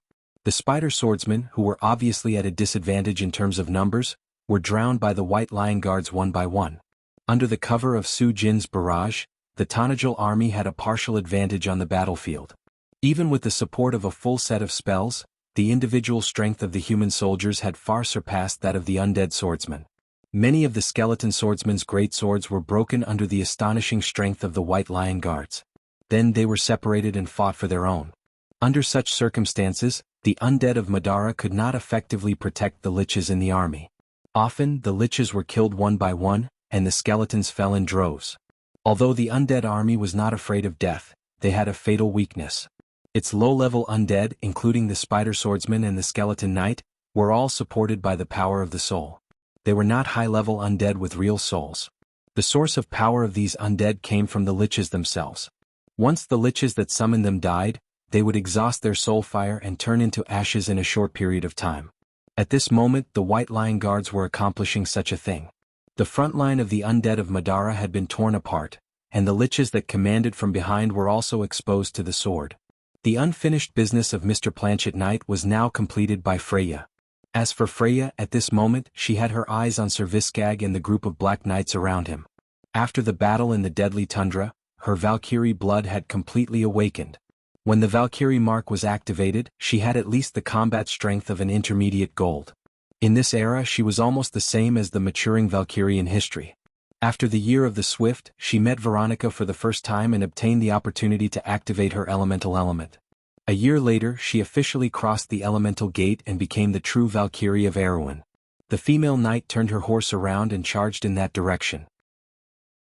On the other side, Majin noticed this and wanted to help, but soon the lich stopped because a stone scepter suddenly came from the side. He subconsciously weaved a black magic to block the sudden attack, but a miraculous scene immediately happened. Majin watched as the scepter hit his magic barrier. The black light shield squeaked as if it was dying. The lines of law, magic circles, and ciphertexts on it began to flash crazily and then shattered one by one. The light shield was shattered in an instant, and then the stone scepter hit his head. Without any time to react, Majin's head shattered like glass and exploded into powder. What kind of damned power is this? The lich screamed from the depths of his soul. His body shook on the skeletal warhorse and fell to the ground. Ipamera stopped and put down the scepter in her hand. She looked up and saw the lich's soul shot into the sky and returned to the phylactery that was hidden somewhere. She was amazed by the power of the scepter in her hand. This was the power that came from the earth and the mountains. A shrill scream pierced through the clouds. Brando looked up instinctively and saw creatures with wings spread out from the dark clouds. The Dreadwraiths were here. They swooped down from the sky, and their ear-piercing screams echoed through the valley. The wails that seeped into people's hearts seemed to be able to send chills down their spines. Unfortunately, it was useless against the White Lion Guards. The courage of the White Lion Guards had always been the most dazzling legend in Erewhon's poems. The White Lion Guards were born immune to fear and could be said to be the best army against the undead. There were many armies in history that were like archenemies of the White Lion Guards. Erewhon and today's Madara were exactly like that. The Dreadwraith pierced through the rain and headed straight for the Trenthium's magicians. Hundreds of dreadwraiths swooped down at the same time, creating a frightening deterrent force. Some of the young magicians were so frightened that they hurriedly released a few fireballs into the air, but the flying undead creatures easily dodged them with their nimble falling leaves maneuver. The magicians wanted to continue casting spells, but before they could finish their incantations, they were hit hard on the head. They turned around and saw Lord Mordenkainen and his duck familiar glaring at them sternly. "Don't get the wrong target." Mordenkainen was no longer the unlucky apprentice he used to be. After the battle in the Loop of Trade Winds, he grew rapidly and was now close to the strength of a gold. He was one of the few wizards in the Shire who had this level of strength and was now the captain of the Mage Legion.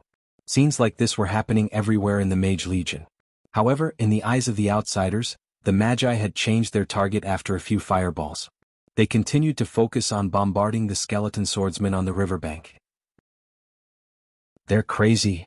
The Bloodstaff was gradually reducing the forces in the front, and the pressure on the Vero people was greatly reduced. However, when they came back to their senses and saw this scene, they were almost scared out of their wits. "Count Tonagel doesn't want the Mage Legion anymore?"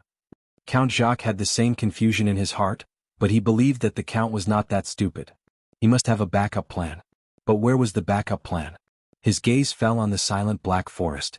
The Bloodstaff also looked at the Black Forest. In fact, at this time, both sides of the battlefield more or less had some kind of premonition in their hearts. It was like a spark in the spirit that suddenly bloomed, giving people the ability to predict the future.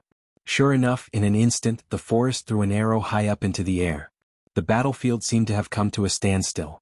Everyone saw the arrow fly up slowly, drawing an ugly parabola. It did not hit any of the auroras, but it flew halfway before it ran out of energy and fell on Brendel's shoulder. Brando glanced at the arrow, then looked back at the dark linden forest behind him in confusion. "Sorry, my hand slipped." Finny stuck out her tongue. The tree elf archer looked at her commander in embarrassment. "It's all because of the monster's cries. They scared me."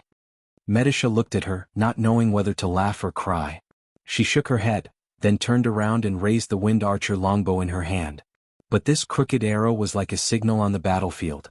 The next moment, a sharp whistle rang through the sky. In front of everyone's eyes, a wall rose up from the forest. It was a dark green wall. This wall was made up of countless green dots, and each green dot was a shining arrow. "They're planning to use archers to deal with the feared spirits?" The Bloodstaff heaved a sigh of relief when it saw this. The Vero people had once used crossbowmen to fight against its dreadwraiths, but after 2 volleys of crossbowmen with thousands of elite crossbowmen, only 2 of the dreadwraiths were slightly injured. The dreadwraiths were too fast and flew too high. They also had arrow resistance like the skeletons, so they were not afraid of the soft attacks. Needless to say, in this weather, the archers were more affected than the crossbowmen. The scornful sneer on its skull did not have time to expand further before it froze on its face. That was because it saw that the arrows did not fly in a parabolic trajectory like the arrows shot by ordinary archers, flying high into the air, passing through the feared wraiths before falling. Instead, the green wall was like a hurricane that swept through the formation of the flying feared wraiths. It flew for 3 to 4 miles before it gradually ran out of momentum and began to fall from the highest point. But all this was not important. What was important was that after the rain of arrows, more than 20 of the feared spirits fell like rain. Elven archers. The Bloodstaff felt a buzzing in its head at this range. Only the best archers among the elves could have such a terrifying range. But neither the wind elves nor the wild elves could appear in this place. The Bloodstaff's throat gurgled as it stared at the troop. For a moment it only wanted to understand one thing. Where did this troop come from? At the same time, Count Jacques was also shocked. Enchanted arrows. He looked at the scene in a daze and suddenly understood where his mistake was. Chapter 873. The Wind Archer was a Tier 4 troop type, and so was the Dreadwraith. However, the nimbleness and mobility that the Dreadwraith prided itself on was naturally countered by the Wind Archer, which pursued precision. The arrow immunity that their terrifying skeleton-like bodies provided was not even worth mentioning in front of enchanted arrows. All that was left was a pitiful amount of defense and HP. The undead creatures flapped their tattered wings and flew over the battlefield. Their shrill cries were heard as they flew over the White Lion guards. When Carglass looked up, he saw more of the Dreadwraith's hedgehog-like bodies falling from the sky like rain. After the first wave of arrows, the number of Dreadwraith flying in the air had been reduced by 1/6. The Bloodstaff did not order the Dreadwraith to retreat. The remaining Dreadwraith tumbled in the air and began to dive towards Erwin's group of magicians. "My lord, you know them too well. They're trying to get rid of our magicians." Medisha pursed her lips and looked at the Dreadwraith through the gaps between the trees. Her eyes were full of admiration. Raindrops fell on her soft cheeks and gathered on her sharp chin. In the linden forest near her, about 600 elven and human archers were holding their breaths and hiding under their wide cloaks. Hundreds of pairs of eyes were fixed on the scene. Their hands did not stop moving as they drew a second arrow from the quiver on their backs. Arrow number 3. Medisha drew her bow and aimed at a certain area. Balls of white flames immediately rose from the forest. They were like stars in the darkness. Medisha nodded with satisfaction. "Wait until we're within 400 feet of the Dreadwraith. Listen to my command." She squinted her eyes and calculated the distance. The Dreadwraith was almost above the magicians. Some of the young apprentices screamed in fear. If it were not for the fact that each formation had a leader to maintain order, they would have fled in all directions.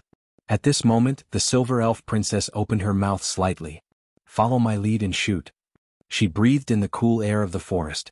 Although her archery skills were not top-notch, she was still one of the best among the tree elves, as she was once the commander of the Lingu army. As she gave the order, she released the bowstring with her fingertips. The arrow flew out with a splash like a silver thread and drilled into the formation of the Dreadwraith in the sky. It hit the head of one of the Dreadwraith. The Dreadwraith let out a shrill scream. The spot where the arrow pierced through its head instantly lit up with a holy flame. It flailed in the air, but a moment later, its entire body turned into a ball of fire in the air. The ball of fire struggled to fall to the ground, but before it could touch the ground, it was burned out. Then, like a storm, with the sound of the bowstring, balls of white flames rose from the forest and shot densely at the Dreadwraith that was diving down. For Madara's side, the scene in front of them was a disaster. Almost 100 Dreadwraiths seemed to have collided head-on with a holy storm. They were shot one by one in the storm and then burned up. Wrapped in the holy flame, they howled and fell. Before they could touch the ground, they had already scattered into sparks and ashes. The Dreadwraith maintained their formation and weaved through the sky full of sparks. However, after the storm, they were scattered, and less than a quarter of their original number was left. Beside the blood staff, the high-level liches who summoned the Dreadwraith were almost stunned. They watched as more than half of the high-level undead that they summoned with great difficulty disappeared in the blink of an eye. For a moment, they almost didn't understand what was going on. However, the blood staff understood what was going on. Its skeletal hand clutched its staff, and the soul fire in its eye sockets flickered more violently than ever. It understood that it was fooled by those damn Erwin people. They really did prepare arrows that were baptized with holy water. Count Jacques looked at the scene from afar and couldn't help but sigh. The others were too well prepared. Compared to them, they were like amateurs. Of course, in Brando's eyes, they were only amateurs. But what really surprised him was that the Tanajal people used a different kind of enchantment in the first wave of arrows. If they had used the holy enchantment at the beginning, the blood staff might have let the Dreadwraith retreat. The Tanajal people obviously thought of this and set a trap for Madara's skeletons from the beginning. If they didn't use the enchantment in the first wave of arrows, there would be too many Dreadwraith left. This means that they had already guessed that the blood staff would use the Dreadwraith and how it would use the Dreadwraith. The Tanajal people had even arranged the fate of these Dreadwraith. Count Jacques couldn't help but wonder. How did the Count guess all this? But if he told Brando his doubts, Brando would definitely tell him that he was overthinking things. The blood staff was like a big open book to him, and the contents were written clearly in it. It was like cheating. In history, the blood staff was cautious and courageous, and was good at seizing fleeting opportunities. But when it faced the Erwin people, it was very arrogant and conceited. With its personality, it would definitely take advantage of Benjamin's mistaken judgment. But if Benjamin didn't show enough sincerity in the first wave of the ambush, it would definitely alert the cautious fellow. So he used the Wind Archer and another enchantment, but he didn't use the Holy Enchantment, which was the most destructive against the undead. He wanted the blood staff to think that this was the ambush of the Erwin people, and that it was nothing more than this. Then he would be able to use the Dreadwraith without any worries. As for the matter of how much damage the Dreadwraith had to be dealt, that was pure nonsense. The battlefield was ever-changing, and the human heart was unpredictable. No one could be sure that it would work. Benjamin set up this trap according to the Bloodstaff's personality with the intention of killing as many Dreadwraith as he could. But now it seemed that the results were beyond his expectations. No, it should be said that it couldn't get any better. There were more than 10 Dreadwraith left in the sky, and even if they swooped down they wouldn't be able to do anything. After all, the wizards on the ground had the ability to fight back. So, the high-ranked lich who controlled them quickly summoned the remaining seeds back. Otherwise, the undead wouldn't even be able to scout in the sky for the rest of the battle. If there was still a battle to come. The young female archers in the forest looked at the results of their battle in disbelief and almost jumped for joy. Medisha stared at the dreadwraith that flew back and let out a long sigh. She put down her longbow in the rain, thinking that the wind archers' first battle had finally delivered a perfect result. My lord's wind archers are far from our era, but they have some unique points, she thought to herself. The Lin-Gu Legion in history was a legion that could be used in both long-range and short-range battles. In close-range battles, they rode on unicorns and held silver spears in their hands, and immediately launched a glorious charge. In long-range battles, they took out their longbows and immediately became first-class archers, and were proficient in both foot and mounted archery. The archers that she led in front of her were certainly not as good as her subordinates in history, but they were still first-class in this era, and had to be first-class. Although she usually did not talk much and seemed to be aloof from worldly affairs, she still had the pride of a silver folk in her heart. This was her army, so it could only be the best. Historically it was called the Lin-Gu Legion, and now it should inherit this name. The ancient song that had been passed down in the forest for thousands of years echoed among the trees, singing the legends of the elven heroes who defended against the enemy with their sharp arrows. This was the song of the forest. She looked at Brando standing in the rain outside the border of the forest and was full of admiration. Brando had equipped the wind archers with 3 types of enchanted arrows. The first arrow was enchanted with wind wings, which could increase the distance of the arrow. The second arrow was enchanted with rock edge, which was used to deal with heavy cavalry. The third arrow was specially prepared to deal with the war in Madara. Under normal circumstances, each wind archer would carry 24 ordinary arrows, and 2 of the 3 types of enchanted arrows for a total of 30 arrows. However, the main enemy in this battle was the undead, so the number of arrows number 1 and 2 arrows number 2 were specially reduced, and they were replaced with 4 arrows number 3. These 6 enchanted arrows cost a total of 420 tor. With 600 wind archers firing 6 volleys at the same time, the maintenance cost of an ordinary infantry regiment for a year would be spent. In the eyes of any noble in Aween, such an extravagant arrangement was definitely a wastrel. They would rather lose in a battle and spend some money to redeem their freedom. It was probably more worth it than such an extravagant war. How was this a war? It was more like a competition to burn money. However, this expensive expenditure had brought about the proper meaning today. The people of Viro who were trembling in the forest of linden trees must have a deeper understanding of this point in their hearts. But how did the Lord see the arrival of this day? The little princess's eyes were filled with confusion and curiosity. She had studied the history of mankind when she was free in Abes. In the past 10 centuries such an era had never come. The War of the Holy Saints was like a distant memory. What did her Lord see that made him walk further and further on this path? Or was it like what Yuta and the rest said, that the undead in Buchi had left a deep impression on him, and that was why he was able to achieve what he had today? She shook her head again. She had a faint feeling that the Lord had been preparing for something all this time, and it was definitely not just because of what happened in Buchi. Otherwise, his actions in Ampere Seal would not be justified. Medisha turned around and put her index finger and thumb in her mouth. She whistled at her subordinates and her sisters. "Rest is over," she ordered. Her voice was not loud, but it was heard throughout the forest. "We have a good start, but now it is time for us to shine. Let's show our enemies what Lin-Gu is like." "Sharp arrows," the girls replied in unison. Medisha nodded. Brando stood on the high ground on the riverbank and looked at the changes in the situation in the hilly area. The White Lion Guards had completely torn apart the positions of the 2 undead swordsmen under the continuous protection of the mages. The light of the fireballs plowed through the entire riverbank, and just as the skeleton swordsmen were about to get up from the ground, sharp icicles came crashing down from the sky. The young White Lion Guards then trampled over the enemies who were barely breathing. Freya and Rabin worked together to kill Viscag. A flag with a black rose and a spider on the battlefield swayed and fell down. Brando pursed his lips and looked coldly at the scene of Viscag fighting with Freya. One of his hands was chopped off, and one of his legs was barely able to maintain balance on the warhorse. He was secretly shocked. If there were humans fighting under such conditions, they would have gone crazy and fought with their last bit of faith. However, Viscag was still relatively calm. This was the undead. There was no fear, fanaticism, or impulse in their empty chest. They were still terrifying poisonous snakes at the last moment of their death, and could bite a hole in your body with their poisonous fangs at any time. Fortunately, they had underestimated their enemy. Viscag fell, following in the footsteps of Mogdjan. The former died too aggrieved. Under the buff of the mountain's will, Hipamera displayed a terrifying strength that even he could not imagine.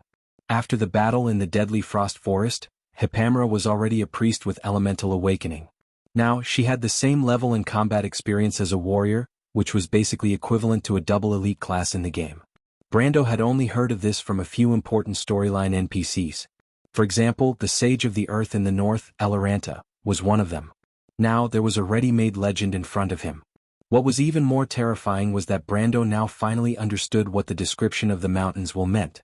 She can integrate the blessings from the earth into her fighting style.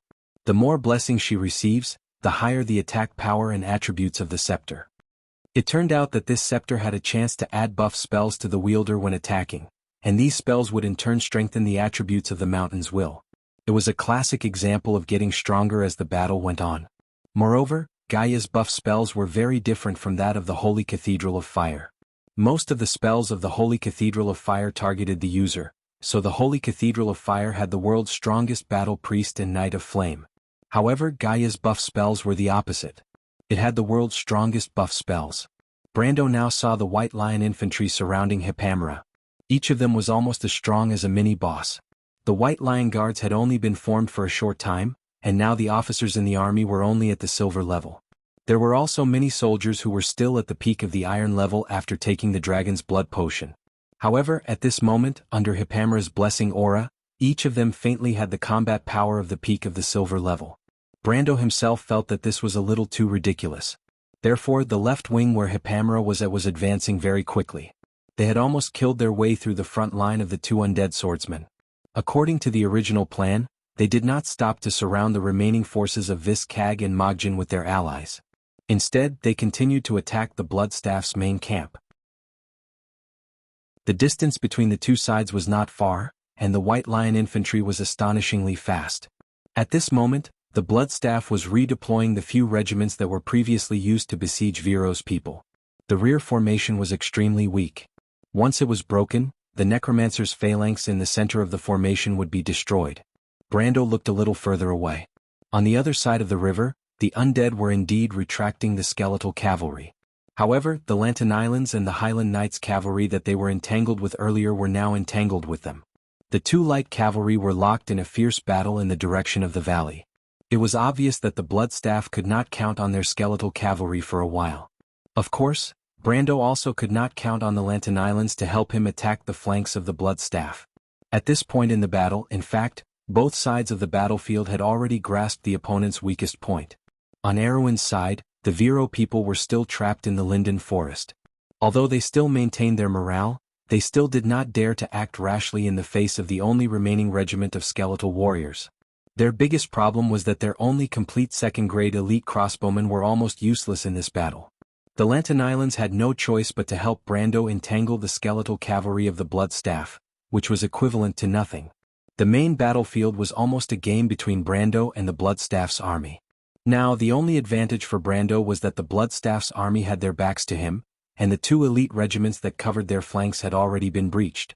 As long as Tanajal's army could deal a fatal blow to the enemy before the Bloodstaff could completely adjust their formation, then they could win the battle. On the other hand, although the Bloodstaff's army was attacked from the back, they had the advantage in terms of numbers. Behind them were only Brando's 5 regiments of White Lion infantry, 2 regiments of Wind Archers, and 1 mage regiment. The Wind Archers could not be used for a frontal assault, and the 5 regiments of White Lion Guards would not be able to stop after breaking through Viscag's position. Of course, even if there were 1 or 2 regiments of White Lion Guards, they would not be able to do much in the face of Madara's superior numbers. At this moment, both sides of the battle could barely free themselves to adjust their flanks. The Tanajal people desperately wanted to break through the undead's defense line and destroy the Bloodstaff's Necromancer's phalanx, while the Bloodstaff desperately wanted to readjust their formation to deal with the army that suddenly appeared. Both sides were in a race against time, or rather as long as either side had a reserve, then they could defeat the enemy in one fell swoop. But the problem was that both sides seemed to have no reserve. The battle had completely fallen into a tangled stalemate. But this stalemate was something that the Bloodstaff was happy to see. "You're courting death." It let out a sharp laugh. What it needed was time and not to defeat the enemy as soon as possible. Although it was embarrassing to be tied down by these weak opponents, it was better than losing. Moreover, these humans were the kingdom's last military force in the south. Once they were destroyed, not to mention Viro and Karsuk, even the entire south of Amberseal, Madara would have a chance to get their hands on it. They had another ally, Count Randner, who ruled this vast area as a buffer zone between Madara and northern Erewhon. It was obviously something that the Supreme wanted to see. The Bloodstaff finally breathed a sigh of relief, as if it could see victory waving at it. On the hill in the Linden Forest, Count Jacques' face was also gloomy. The Tonajal people were making a mistake. But perhaps it should not be called a mistake because it was unavoidable. Count Zeline had previously asked him if he should blow the horn to warn Count Tonajal, but he refused because he knew that it would be meaningless. Count Tonajal's choice was actually the right one, but it was still a mistake. The so-called opportunity did not appear on the battlefield. There were still too few troops. He regretted it. If he did not destroy the Viro army, the situation would be different now. The Count subconsciously gripped the hilt of his sword, and his knuckles turned white from nervousness. It was as if he had never held his breath like this when he first went to the battlefield. But no one on the battlefield knew what Brendel's mood was at that moment. He was actually a little relaxed as he stood in the drizzle, because he saw that the Bloodstaff was making a mistake, just as he had imagined it to be. This mistake was fatal, because it actually believed that Tonajal no longer had any reserves to attack its flank. He turned his head, and in the forest, Medisha nodded at him from afar. Then the Silver Elf Princess untied the horn from her waist. It was the dragon horn trombone of the Fran Knight. The pitch-black horn had silver rose patterns on it, and the horn depicted scenes of past wars, recounting a legend. In that legend, it described the sky-blue flags of the plains of Malald fluttering like the sea, described the cold gleam of the Fran lances, described the long sound of the horn, and described the courage of the ancient spirits. It described the scene of the Silver King leading his knight in a charge against the Myurnas.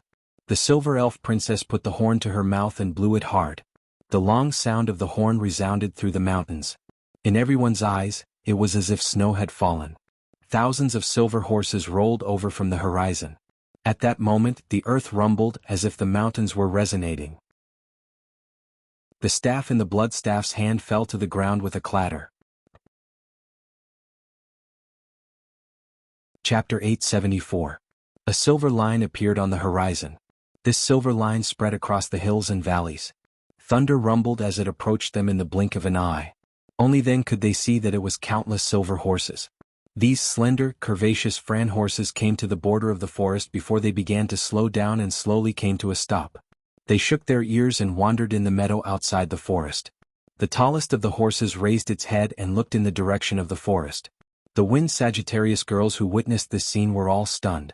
They all looked at Medisha curiously, their hearts filled with admiration for this princess commander. Medisha blushed slightly, but she quickly calmed down. She ordered calmly, "Lingu guards, listen to my command. Get on the horses." When the girls heard the order, they quickly put their longbows on their backs and walked out of the forest one by one. They carefully came to the side of the unusually beautiful war horses. However, they soon found that these war horses were unusually friendly to them. Not only did they not have the slightest hostility, they even lowered their heads to be close to them. It was as if this was not the first time they met, but rather the first time they met. The girls were surprised and curious. They pulled down the hood of their cloaks and affectionately touched the mane of their mounts. Then they grabbed the saddle and stepped on the stirrups. One by one they got on the horses. Their movements were very practiced, as if they had been trained for a long time. The last one to get on the horse was Fanny. The chief tree elf archer looked timid at first, but when she got on the horse she immediately became high-spirited and said happily, "So the Lord made us train every day for today." Brando grabbed the reins and glanced back at her. "I wonder who was the one complaining during the training." Fanny replied without blushing or skipping a beat, "Didn't I just ride it? This horse is so tame. I've never seen such a good horse before. It's as if my heart and soul are connected when I ride it." The other girls also expressed their agreement.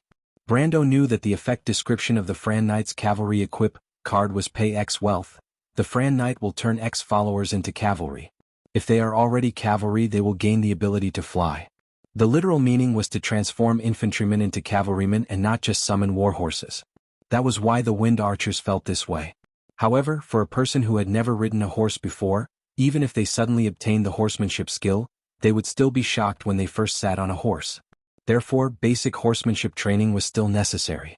Even if it wasn't effective in a short period of time, at least they had to familiarize themselves with the feeling of riding a horse. It was all for this moment. In the woods of linden trees, mounted archers? Count Zlin asked in disbelief. Count Jacques shook his head slightly. Count Zlin was obviously the kind of guy who didn't know anything about military affairs, but liked to listen to rumors. The bows on their backs are more than 5 meters long, which is a typical infantry longbow. They can't be used on horseback. Unless they have other short bows, they can't be mounted archers. Maybe they even have short bows. Otherwise, why would they summon these horses? It's also possible. Count Jacques replied after thinking for a while. He didn't know what the Tanajul people were thinking. However, the fact that the Count could summon a cavalry unit reignited his hope. He rubbed the hilt of his sword and began to think about when to cooperate with the Tanajul people to attack and turn the situation around. In Madara's camp, the blood staff came to the same conclusion. Erwin's men suddenly had a cavalry unit that could threaten its flank, which made it feel a little uneasy.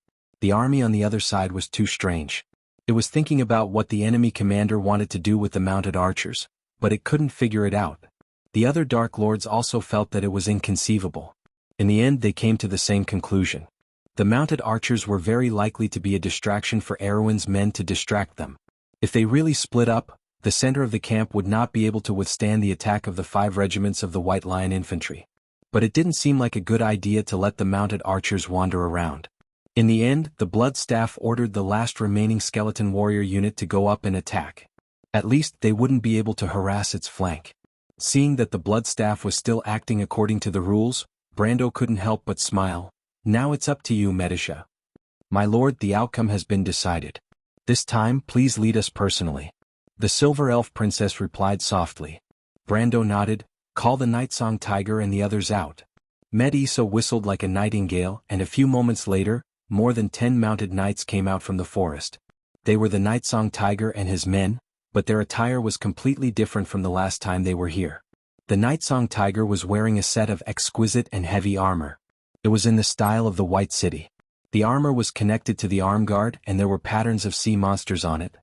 He wielded a long spear, and a sheathed longsword and battle axe were hanging from his waist. He looked more like a knight than a mercenary. But Brando knew that this was the armor of the elite knight of the Faraway Eagles, the most famous mercenary group in the White City. The others were dressed similarly except for Falerne and her sister. The Wild Elf Princess was wearing a gray leather robe with countless ribbons on her back. Each ribbon had a brass ring attached to it. This strange robe was a sorcerer's robe, and each brass ring was engraved with a corresponding spell that could be used in battle. It was the standard attire of a combat wizard. On the other hand, the younger sister of the Wild Elves, Tia, was wearing a loose white robe and a pointy wizard hat. She had already become an official elven envoy. At this moment, she was looking at her lord with a smile on her face. The Nightsong Tiger greeted Brando with a smile. My lord, long time no see. We've been training for so long and we've been bored to death. The Shire of Rhodes is prosperous and beautiful in the evening, but it can't compare to the real world. Besides, we're looking forward to a life of fighting. When did you become so polite, Nightsong Tiger? Brando was a little apologetic. I won't be like this in the future. Really? Tia asked happily. Of course. In fact, the White City Vanguard only cost 5 wind and 20 Medisa MP per day. Brendel nodded, but Falerne snorted softly and looked over in surprise. The Wild Elf turned her face away, and only her pointed ears were visible to him. She's really angry. Brando thought to himself. Card creatures all had emotions, and he wondered how Mephistopheles and Andrique were doing. The former was fine, but the latter probably wanted to kill him. He looked at the river bank and saw that the battle was progressing very slowly. Madara's army was like a giant turntable that was slowly turning in the rain. Freya was commanding the White Lion Guards to break through the Spider Swordsman's broken defense line. But the undead were different from humans. Even in such a situation, they still caused a lot of trouble for Freya. Brando tightened his grip on his horse and rode it to the front of Lin Ji's guards. He turned his horse around and faced the direction of Madara's army. Go around the White Lion Guards and follow me. The army began to move. Close to 1,000 silver warhorses and the archer girls on their backs slowly circled around the White Lion squad's frontal assault and circled around the flanks of the Bloodstaff's army. The Viro people and Madara's undead were watching this scene closely. Even though they knew that these were not terrifying mounted archers, allowing such an army to directly threaten their empty flanks made the Bloodstaff feel slightly uneasy. "Let our archers keep an eye on that side," the Bloodstaff said to the Lich beside him. "Don't let Erwin's people go too far. Our archers may not be their match," a dark noble said with a hoarse voice. "Of course not. Those are elven archers. Our archers are just decorations in front of them. But if they really have short bows, then they will be at a disadvantage in front of our longbows. Do you understand, idiot?" Brando looked at the Bloodstaff's movements and thought that this old lord of Madara's had a watertight plan. But unfortunately, some things were destined to be beyond his imagination. The Linji's guards moved forward slowly and stopped when they were about 1,000 feet away from the Bloodstaff's army.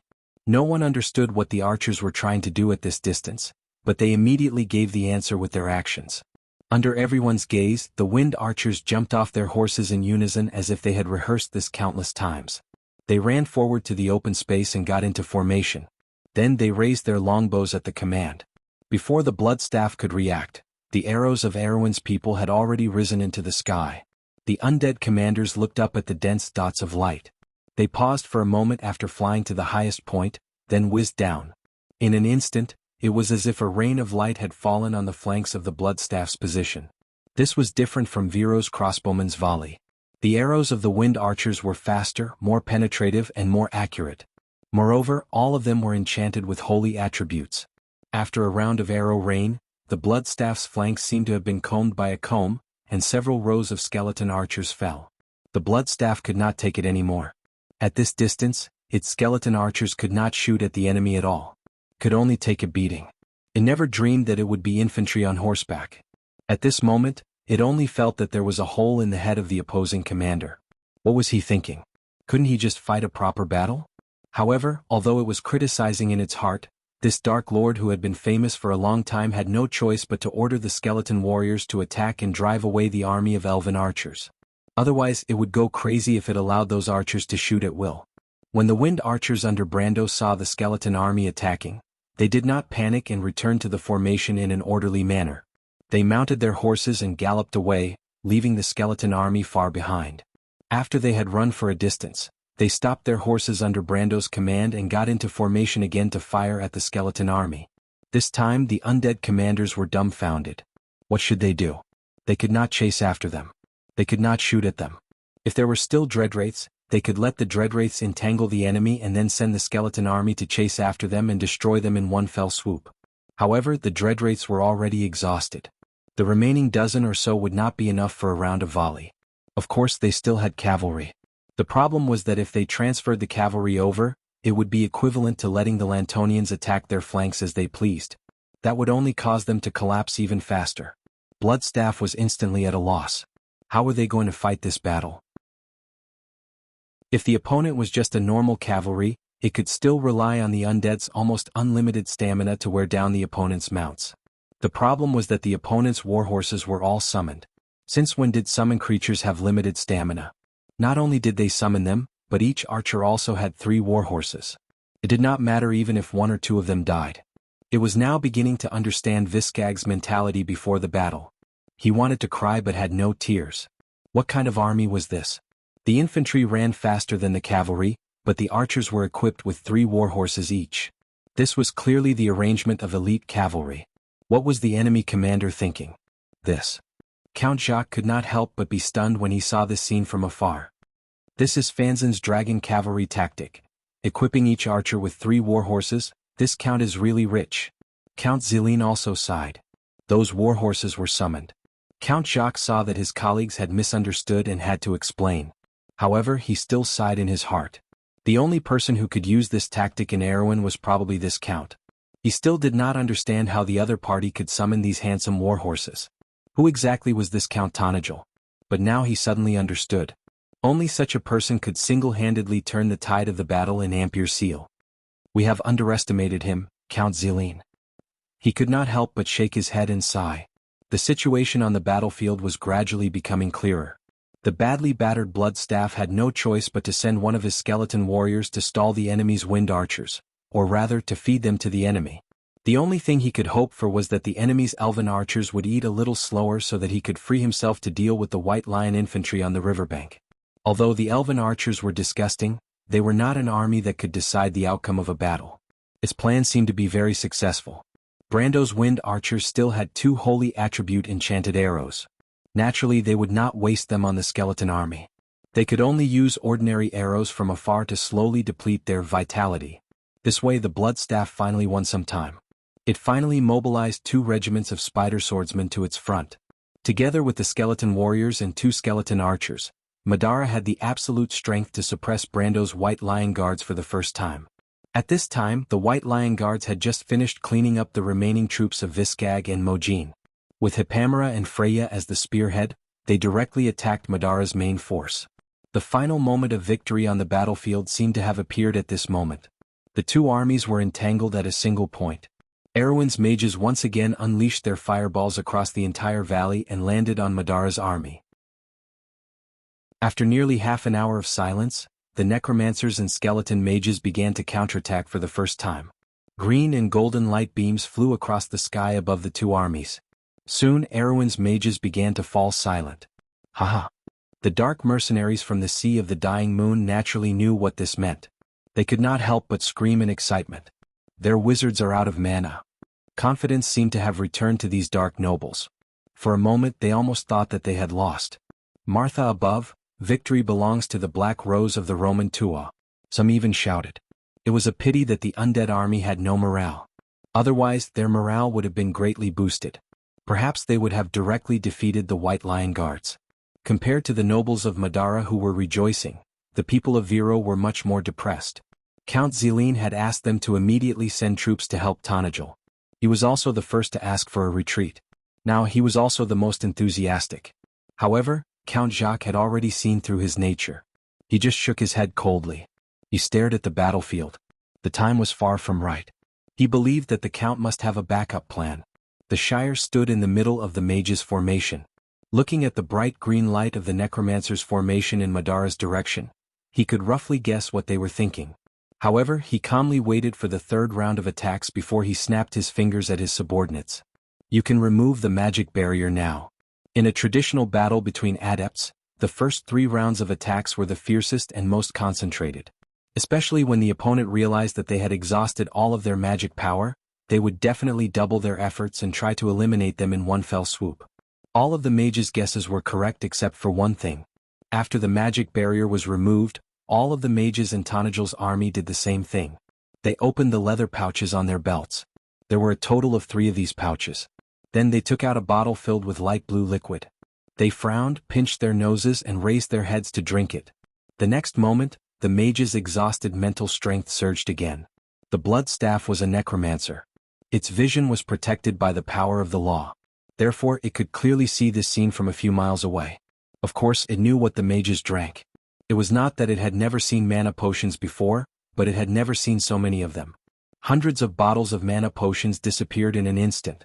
The only reason they used them was to defeat the necromancers. Only those who had dealt with magic would understand what this meant.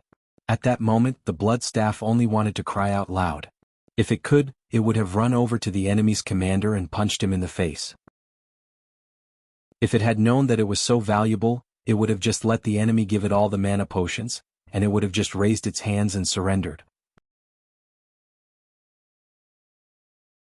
Chapter 875. In the blink of an eye, the Blood Staff's formation was once again lit up with magic.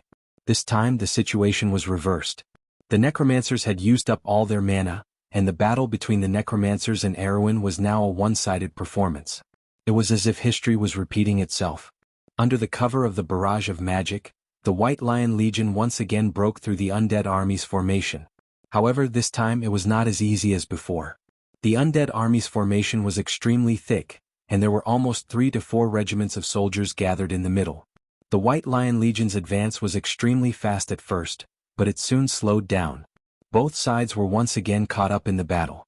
The Blood Staff constantly mobilized its forces to strengthen the center, preventing the White Lion Legion from breaking through its defenses. At this time, the White Lion Legion's strength was close to that of a Tier 4 army under the buff of various spells. Only a few of their opponents were Tier 3 Spider Swordsmen. Most of the skeletal warriors were no match for the young White Lion Legion and could only rely on their numbers to slow them down. At this time, the Bloodstaff's flanks could not be more empty. There was nothing it could do.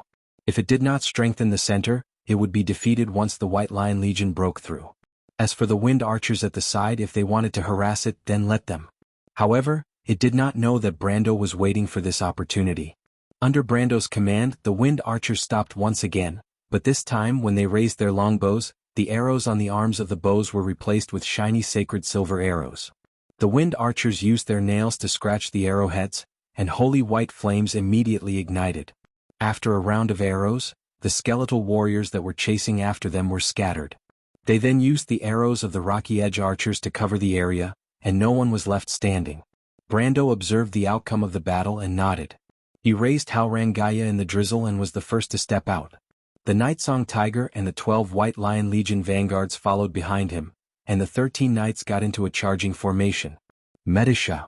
Brando shouted in the drizzle. I understand, my lord. Medisha raised her longbow. Under her command, the Wind Archers extended their line of fire and aimed at the Bloodstaff's flanks. Brando urged his mount forward with the Nightsong Tiger and Falerne on his left and right, and the other knight behind them. The small cavalry slowly covered a distance of 200 feet, and then began to accelerate. Of course, the Bloodstaff's attention. But because the battle was over 100 of its eyes of the Bloodstaff noticed the presence of the cavalry. Bloodstaff noticed the cavalry of the Bloods of a Brando, the Nightsong Tiger, and the others began to jog. At this time, Medisha finally gave the final order. Arrow number 3. She did not announce the direction of the wind. On the battlefield, wind was the most troublesome enemy for most archers.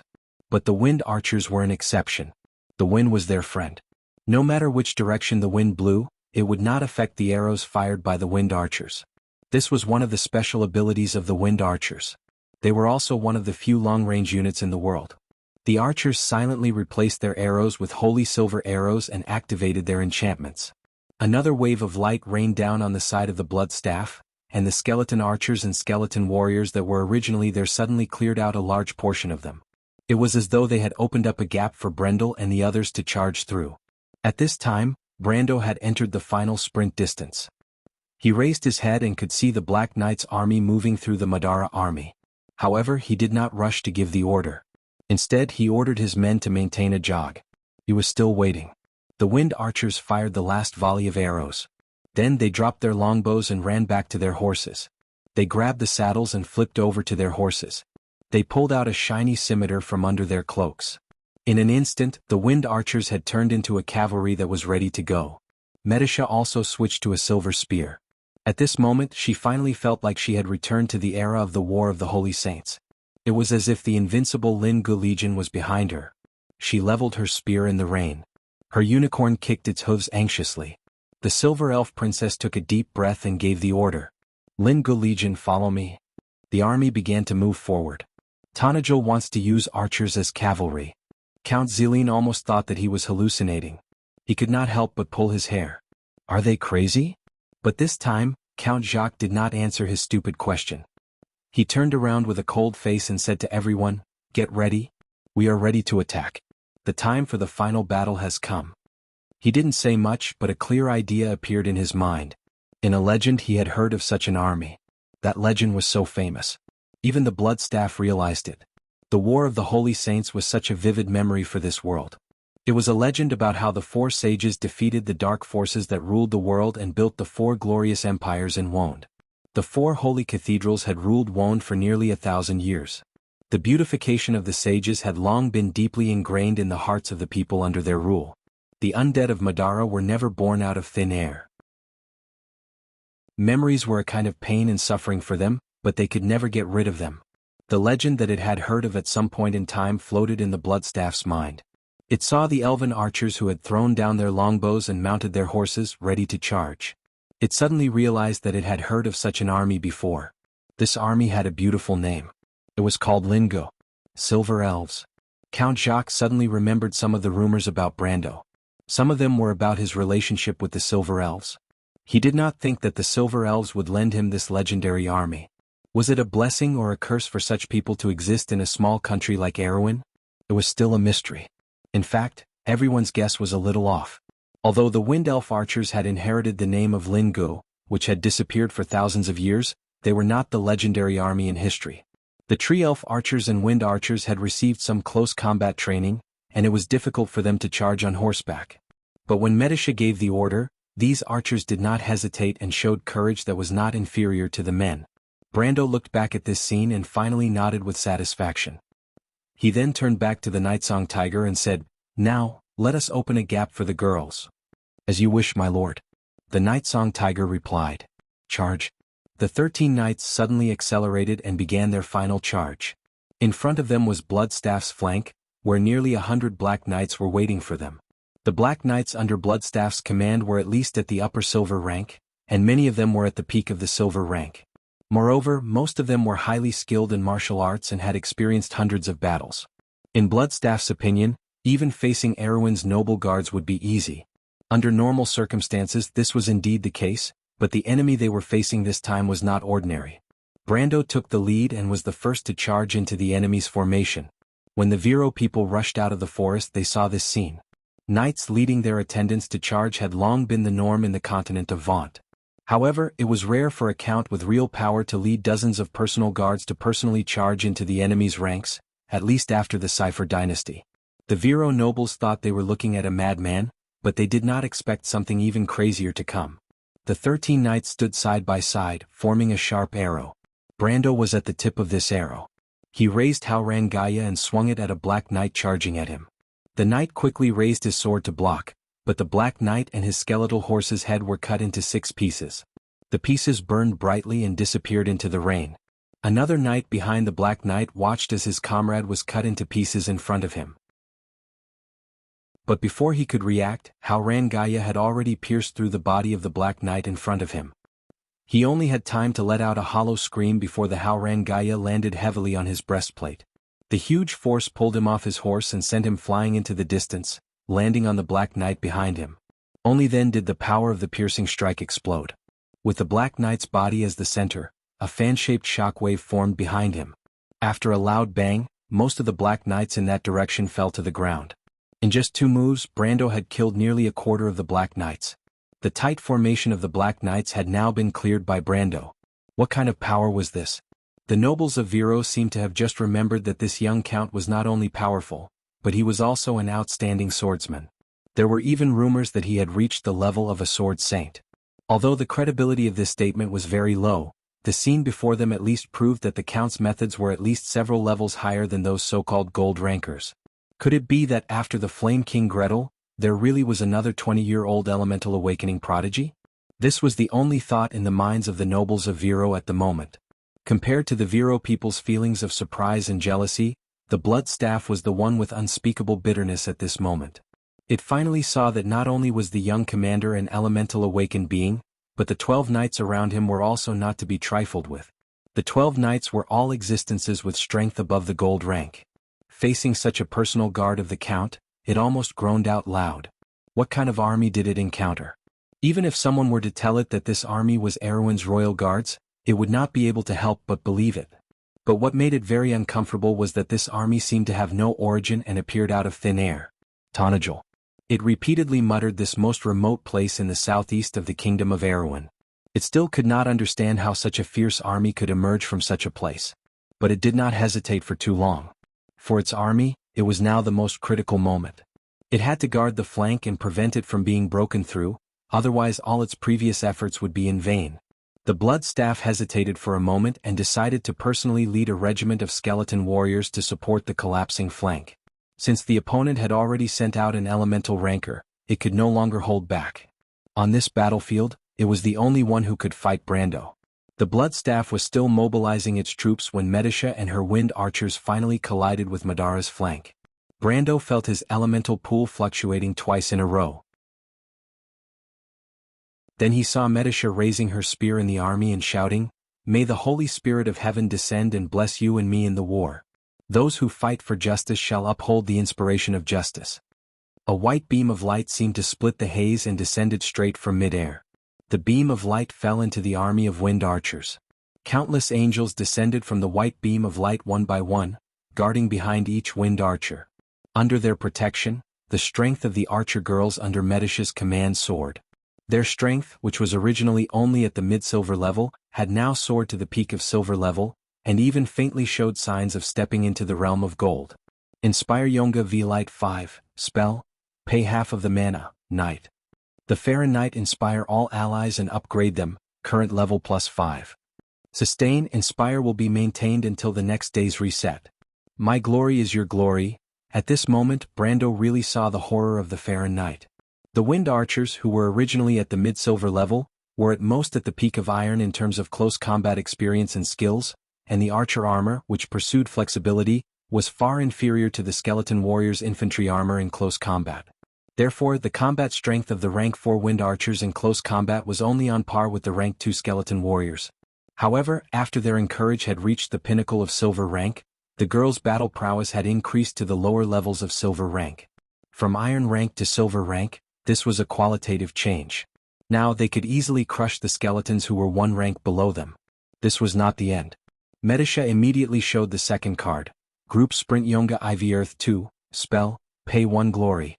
The Farron Knight inspire his followers to obtain the group ability. Sustain Group Charge will be maintained until the next day's reset. I saw it with my own eyes. The Sabri people screamed and launched their charge. An army of tens of thousands collapsed in front of them. Baron Cardan. Group Ability. When creatures with the same ability are within a certain range, they will receive a 1% damage bonus. For every additional creature with this ability, the damage will increase by an additional amount. With the support of this card, the Wind Archers around Medicia suddenly became more aggressive. After their damage was doubled, they stood out from the ordinary knight and instantly became the ready-made personal guards of the general. Once the knight army was formed, the undead's defense line immediately collapsed. Bloodstaff originally thought that his flank could still hold on for a while, but with the support of Medicia's 2 cards, his plan was easily burst like a bubble. When Bloodstaff personally led a regiment of skeletal warriors to the battlefield, he saw his flank melting like snow under the sun. The Wind Archers were still moving forward, seemingly intending to break through his flank and head to the center of the battlefield to meet with the White Lion Guards. When Bloodstaff saw this scene, he knew that it was all over. His army was all done for, and the dark nobles from the Sea of the Dying Moon were also done for. As for the spy in the kingdom of Erwin, Count Randner, he was not even worth mentioning in the Bloodstaff's mind. He originally came to block Brando's path of attack, but at this moment he did not even think about it and turned around to run. The only way for him to survive was to gather the remaining skeletal warriors and retreat from the battlefield. At least he had one advantage, and that was that the undead would never feel tired and would not be completely defeated. On the other hand, these humans could not chase after them endlessly. He no longer dared to hope for a false victory. It was already lucky enough to escape back to Madara. Faint cheers of the humans could be heard on the battlefield. Most of these cheers were from the people of Viro. It was a kind of rejoicing after a disaster, especially the soldiers of the lower ranks. They could not believe that the undead army was defeated just like that. Although there were still thousands of skeletons on the battlefield, they could see that Tanajal's army had completely divided the Madara army. Groups of liches were falling under their swords, and victory was only a matter of time. It was not only the soldiers, but the nobles of Viro also gradually stopped. They began to realize that even if they did not charge, the skeletons in front of them were turning into ashes. The undead army was retreating. Count Jacques was certain that Bloodstaff had begun to waver, or else the undead army would not have retreated. They were only stalling for time. The outcome of the battle was already decided, and the only thing left was how much they won. But what made the people of Viro feel a little embarrassed was that the outcome of the battle did not seem to have much to do with them. Under their gazes, Count Tanajal finally stopped in the middle of the chaotic battlefield. The undead army was crumbling around him. Author's note: today is the weekend. I wish everyone a happy weekend. Chapter 876. After the year of the Running Wolf, the most outstanding military strategist in the history of the Wind Elves, the king of the Grey Mountain, Shaglafen, who had not yet been promoted to the position of marshal, wrote in his book, "If we can't effectively kill the liches in the Madara army, then we can't really defeat an undead army." But when the Black Rose of the Roman Tua was truly defeated, The defeated skeletons in the valley were actually not much different from a human army fleeing in all directions. The undead fled back all over the mountains and plains, and because they had lost their command, the liches and the skeletons they summoned fought on their own, like a sheet of loose sand. Although the undead lords from the Sea of the Dead Moon could still restrain their subordinates, they only wanted to escape and had lost their will to fight. The current Bloodstaff army could no longer be called an army. From top to bottom, they had lost their purpose and will to fight, and only struggled to protect themselves.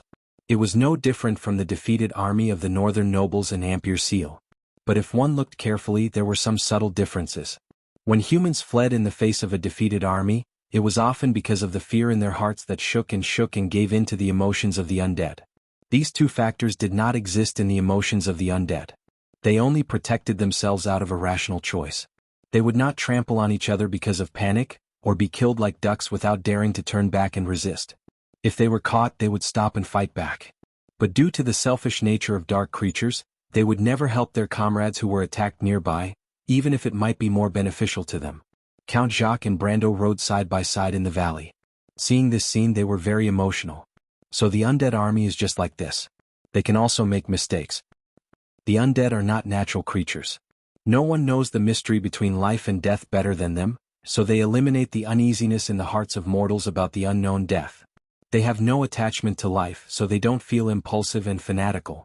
However, impulsiveness and fear are only one of all the negative emotions. Greed, arrogance, vanity, and selfishness will all make them make mistakes. Brendel explained to Duke Viro's vassal as he observed the progress of the battle from his horse's back. Count Jacques silently nodded. He looked deeply at this count, who was also a count but was much younger than him. "Mr. Count, you seem to know a lot about the Dark Kingdom? I always try to understand my enemy, the enemy of the kingdom." Brando looked at the count from the Jacques Langen region. He knew this man. Jacques Langen was located on the border between Viro and Karsuk. This count was someone who had dealt with Madara in history. Although he had some of the common faults of the Erewhon nobles of this era, his understanding of the Roman Black Rose was much deeper than the other nobles. It was rare that this man was trusted by the Grand Duke of Viro.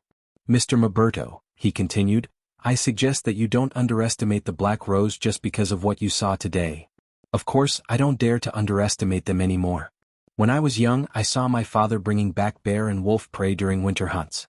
I always thought that these beasts in the forest were nothing special. Later on, I was lucky enough to have a cunning guy leave a mark on my body. The scar is still on my back to this day. From then on, I learned that I can never underestimate any of my opponents." Count Jacques made an analogy to let Brando understand that he was talking about what happened today. He meant that he would never forget what happened today. "If I don't teach them a lesson, they won't understand what kind of enemy they're facing. Only by making them understand where the real threat lies, under the pressure of external forces, the kingdom will be able to quickly walk down the path I want. That's one of my goals. If I don't teach them a lesson, they won't understand what kind of enemy they're facing." He smiled and shook his head, continuing to expose Madara's past. But what Mr. Maberto is thinking now is that he has grasped the weakness of these skeletons. If that's the case, then you are gravely mistaken. Count Jacques was a little stunned. "Why do you say that? I think what you described is very reasonable. Those skeletons do have that kind of weakness. That is the nature of the undead, just like human nature. Mr. Maberto, humans will be afraid, but the Tanajal, Viro, and Lantern Island won't be defeated in the face of the undead. Humans will be impulsive and greedy, and human nature is also vain, arrogant, and selfish. But our kingdom, civilization, and order didn't collapse because of this. That's because we still have the second attribute of being social. Madara is the same. They used to be a sheet of loose sand, but the blood staff we defeated today is far different from the past. I think you have a deep understanding of this. But Mr. Jacques, you probably didn't think that the Madara we saw today is still an illusion." Without waiting for Count Jacques to nod, Brando continued. The latter opened his mouth and looked very surprised, but Brando didn't give him a chance to speak. "The reason why we defeated the Bloodstaff today is based on its ignorance of us, and also based on the fact that it still maintains a set of old command system. Count Jacques, you should have heard of the kingdom's military reform, but such a reform began 7 years ago in Madara. Before the War of the Black Rose, they had basically ended this historical mission. Today, Madara has at least 1,000 Emperor's Chosen groups. These Emperor's Chosen groups are different from the army of the Bloodstaff that you and I have seen. The Bloodstaff is arrogant and unruly, and in fact, it is not a direct descendant of the Supreme of Madara. It was defeated by us today probably because the Supreme of Madara needs us to help him eliminate dissidents. He paused. And the real army of Madara has a complete set of mid-level and low-level officers. They will not fall into a state of disunity because of the collapse of the upper command system. Such an undead army can really fight until the last lich falls. Mr. Jacques, you can imagine how Erwin would fight such an enemy and win. Count Jacques stared at the young lord with wide eyes. If Brando had told him all this in the morning, he would have never believed it. It was simply absurd and nonsensical. But at this moment, Brando's strength and knowledge of Madara made him unable to easily doubt it. Especially the 1,000 Emperor's chosen groups that Brando mentioned, it was like a sudden clap of thunder that made his mouth dry and his mind in a mess for a moment. His sallow complexion and absent-mindedness were within Brendel's expectations. Of course, Brando would not tell him that although Madara's expansion direction was towards Erwin, their main enemies were the Wind Elves of Saint Tassol and Fanzan further north. More than half of Madara's 1,000 Emperor's chosen groups were used to guard against these two huge empires. It was good to scare this guy lest he still had any delusions. In fact, this was not a bad thing. No matter how many troops Madara had at the moment, it did not mean much to a small kingdom like Erwin, because in the future, it might not be able to withstand even one of Sir Black's legions. Now, Erwin only had a glimmer of hope, and that was to make the undead hesitate. There were still a lot of duchies between them and Saint Tassol and Fanzan on the border. Anyway, the Wind Elves would fight with the skeletons of Madara sooner or later. Now, as long as the undead felt that Erwin was more difficult to deal with than those duchies, it would be enough.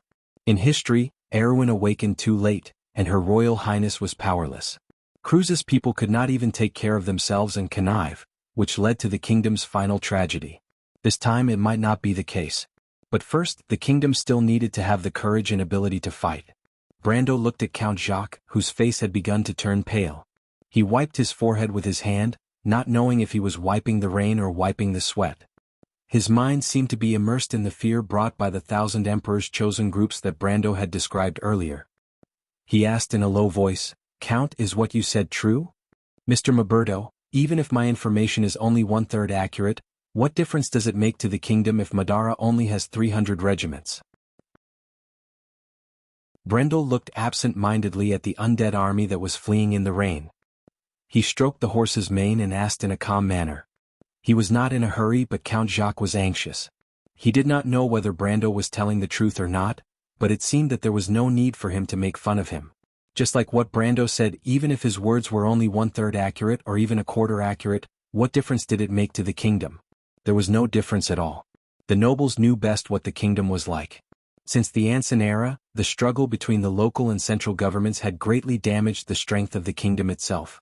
And after the Battle of Ampere Seal, the confrontation between the north and the south made it even weaker. On the other hand, the Dark Kingdom in the east had always maintained a strong army and tradition of war. It was just that in the past it was scattered, and the lords of the Dark Kingdom did their own thing and fought against each other, so it was not a threat. Today, Madara had been united under the rule of the Supreme, and the nobles of the Dark Kingdom had gathered under the Mercury staff that had reappeared 1,000 years later. Count Jacques suddenly realized that Brando might not be lying, but their traditional thinking had made them ignore this point. Madara already had a huge army, and now that they were united, who would they attack next? Naturally, it could not be the Wind Elves or Fanzan, so the rest was self-evident. Some things were actually like a layer of window paper. It was hard to think of it before it was broken, but once it was brought up, the rest of the people would suddenly see the light. At this moment, Count Jacques' mood was more or less like this. Although he would rather not be aware of this, at least an idiot could live happily. But now, whenever he thought of Madara, he would be on tenterhooks and think of the undead army waiting to attack. They were the undead, an existence that could not tolerate the living. Apart from death you could not surrender. Count Jacques' head was full of cold sweat as he thought, but he could not think of a solution. In today's Erwin, it seemed that other than death, there was only one way to go. The Dark Kingdom was originally a powerful country, and they had the advantage. What was laughable was that the nobles of the kingdom were still in a drunken stupor. Facing such a country, he really did not know how to resolve the crisis in front of him. Perhaps the only way was to exile Cruz? When Count Jacques raised his head to look at Brando again, his eyes were a little unfocused. Brando knew that he was extremely frightened. He sighed. In fact, the reason was very simple. These nobles might have thought about it before, but they always thought that Madara had not reached this step. In history, even on the eve of the Second War of the Black Roses, there were still people who thought that Madara was still in a civil war. But today he personally told him that the unification of Madara had been brought forward. Sure enough, this count immediately understood what the kingdom was facing. Count Jacques did not speak again and Brando did not force him. He patted the horse's mane and let it speed up so that he could catch up with the White Lion guards in the valley. He knew that today's words could only give these nobles a hint. Sooner or later they would understand how Erwin could survive. And at that time, if there were still stubborn people, then don't blame him for being ruthless. The fate of the kingdom had been given a strong dose of medicine in the Battle of Ampere Seal. Now it could only be slowly reversed. Brando silently pursed his lips. In his heart, it was not that he did not want to make drastic changes and give the kingdom a new lease of life. But the longer he was in this world, the more he understood the difficulties of this matter. The nobles had ruled the kingdom for too long, and their traditions were already deeply ingrained. Moreover, they were indeed excellent in their own ways. Although Erwin's class had long been corrupted, they still had power that could not be underestimated. He might be able to eradicate this power, but it would inevitably bring great harm to this ancient kingdom. His subordinates like Carglais, Amandina, Coden, Maria, and even most of the sergeants of the White Lion Knight were inextricably linked to the traditional nobles. Whether they came from the royal faction or the local faction, they were more or less conservative. And to completely eradicate all of this, it would inevitably hurt the people around them. Even Princess Griffin might turn against him because of this. He knew in his heart that the Erwin that Her Highness wanted was not really a new kingdom built on the ruins. He also did not want, "The opportunity has been handed to you," Brando said to himself. "As for whether you cherish it or not, it's up to you." Soon, the Lantern Island Knight rushed from the east bank of the river to join the White Lion Guards. The humans advanced along the river valley, driving the undead army to the south. Before evening, the allied forces of Vero, Lantern Island, and the Tanajal people had in fact completely wiped out most of the mercenaries from the undead lords of the Sea of the Dead Moon. Most of the scattered liches had fled into the nearby forest, and they would become a security problem in this area in the next few months. But at this time Brando and Cohen could not care so much. These problems would be left to the Vermeer Legion to deal with. The Blood Staff and his personal guards blended into the remaining half of the skeleton cavalry. At this time, the advantage of the undead began to come into play. The skeleton cavalry that was not affected by physical strength gradually widened the distance between them and the Lantern Island cavalry. Only Brando's Linga Legion, who rode on Pegasi, could catch up with these skeleton cavalry, but of course he would not do so. Using grade 4 archers to deal with the skeleton warriors could be said to be crushing, but using them to chase after the real cavalry was simply asking for death. Just like that, the Allied army finally lost track of the remaining undead cavalry before nightfall. Ike was hopping mad and Jacques' subordinates had a look of pity on their faces. Vero's commander, on the other hand, was distracted for the entire day. Brendel heard from Carglais that he had sent several messengers to the north, and he immediately understood that Duke Vero had indeed gone to seek Duke Vero's opinion. His words during the day were not in vain, and it was up to the nobles to decide on the next course of action. Madara's information was difficult to obtain, but if they really wanted to, it was not difficult to obtain the information that Carglais had mentioned. Historically, the nobles had never thought of this at all, but this time they had the opportunity to respond. Brando was very calm about the escape of the Blood Staff. Not to mention that there was still a Cruz Knight regiment waiting for it in front of it. Even if it was lucky enough to return to Madara, what good would it do? The Queen of Banshees, Yalvit, had been waiting for it for a long time. As a symbol of her rebellion against the Emperor of Madara, the Blood Staff had to die. As for how she would surrender to the Mercury Staff, that was another story. Brando stood in the valley and admired the night view of the Slovenian region. The sky darkened quickly after the beginning of autumn. Before the day had completely disappeared from the mountains, the forest of linden trees was already filled with desolation. It was the last period after the end of summer. The moon in the sky should have been the proud gold sea and the flawless Timmies, but only darkness was left under the rainy weather. On the other side of the valley, he looked at the valley plains of the Silman region. He stared at the gurgling river in that direction and thought that the Blood Staff should have met its last batch of enemies at this time. However, he was too lazy to care about how the young Cruz people fought. He secretly arranged for Cohen to return to the Silman Hills overnight and lead his men to replace the Folded Sword Knight Regiment to clean up the battlefield after the battle. He did not want the Cruz people to be exposed to the public for the time being. This time, Tanajil revealed a lot of his strength in order to make Madara quiet down for a while. However, he would try to hide as much as possible. P.S. Today's chapter, from the idea to the writing, took me almost 10 hours to write. After writing it, I really did not have the time and energy to write the next chapter. Today's Sunday second update will be put aside. I'm really sorry, I'll find another time to make it up. I hope everyone will forgive me.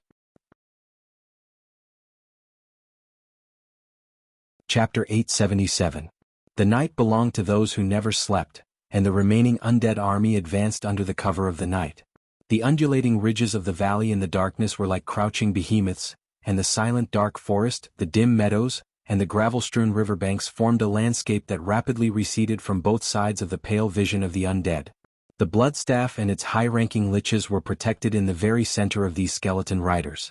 It raised its bare skull to look at the south of the valley, and the glimmer refracted by the gurgling river outlined the narrow shape of the valley pass in that direction, behind which was the exit to the Silverman Valley.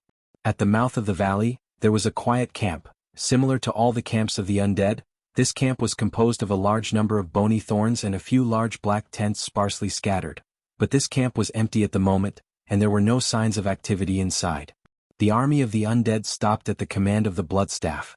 There was originally a team of liches stationed here, and they had hundreds of skeleton warriors under them, but these undead seemed to have turned into air at the moment and disappeared without a trace.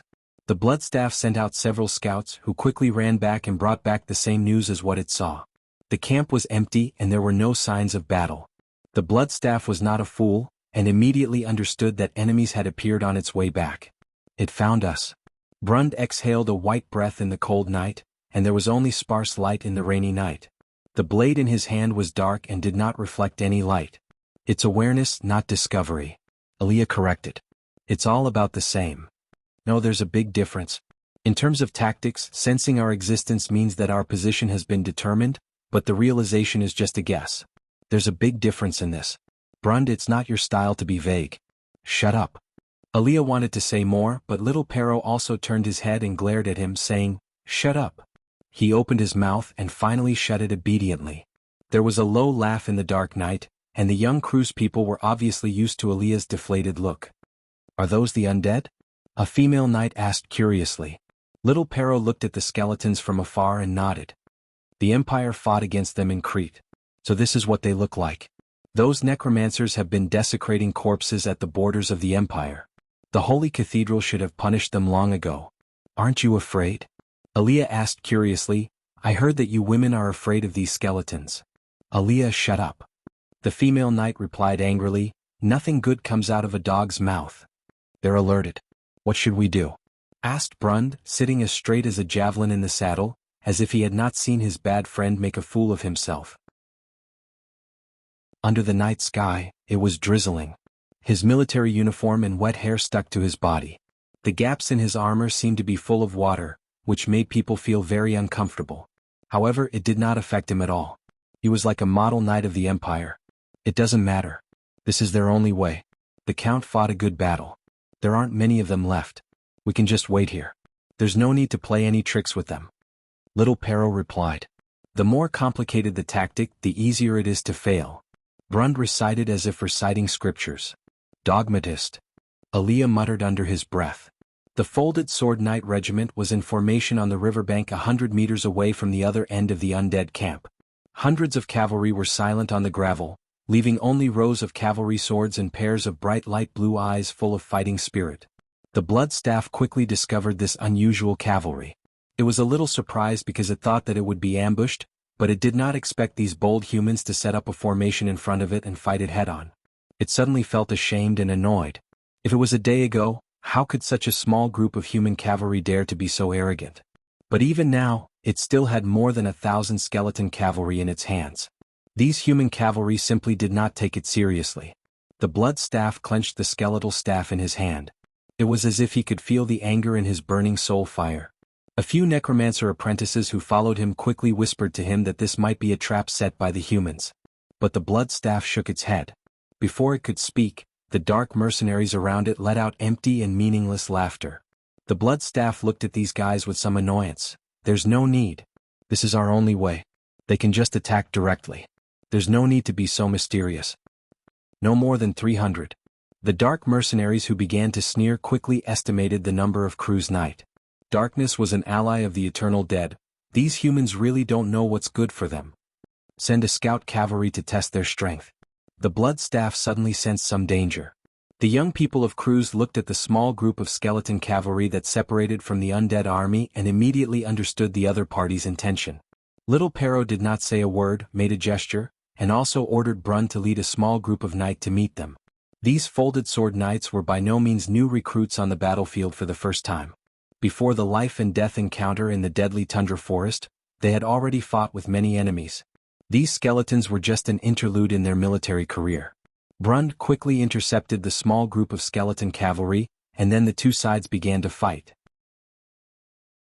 It only took a few minutes to wipe out the opposite side, but none of the undead turned around and fled, which surprised him slightly and made him cautious. The army of the undead was indeed very different from the opponents he had encountered before. The strength of the silver rank is about between the middle and lower levels. The dark mercenaries from the Sea of the Dead Moon quickly came to a conclusion. The soul fire in their eyes flashed as they spoke to the blood staff in a hoarse voice. I'm afraid there's still some hidden strength. In other words, Erwin has another 4th grade cavalry team. The blood staff replied in a deep voice, no wonder they're so arrogant. Its tone was full of unwillingness, feeling that it should not have come to Erwin at all. Its past understanding of the kingdom was completely subverted in just one day, and it still could not figure out how the elite human army that was beyond its imagination came about. There should not be such an army in the southern border of the kingdom, and no one told it about it. The news it got from all channels pointed out that this was the most empty moment in the southern part of the kingdom. But now, the blood staff faintly sensed that it seemed to have been betrayed. It was very smart, and it already knew that the road back to Madara would not be easy, but it still had a chance. It took away all the high-grade liches from the battlefield, and they were its most important force. As long as this foundation was still there, it would be a day when it could rise again. It came back to its senses and coldly looked at the army in front of it that it thought was Erwin's cavalry. Its strength was almost 6 times the opponent's, and even if this cavalry was a 4th grade army, it still had a certain advantage. I have to let these humans understand that the night belongs to the immortals. The blood staff gently waved his skeletal staff and pointed it forward. The skeletal cavalry began to disperse. These skeletal riders with flames dancing in their eye sockets rode side by side in the valley. They trotted forward and soon formed a wedge attack formation. During the entire process, the entire army did not make much noise. Only the crisp sound of skeletal horses' hooves hitting the gravel could be heard. It was so quiet that it made one's hair stand on end. This silent momentum was enough to suppress any human army, but the young people of the Folded Sword Knight Regiment were an exception. They had seen the scene of wolves galloping on the tundra, and the scene in front of them was nothing compared to the scene in the deadly frost forest. They really came. Aaliyah even growled with some excitement. They had to come.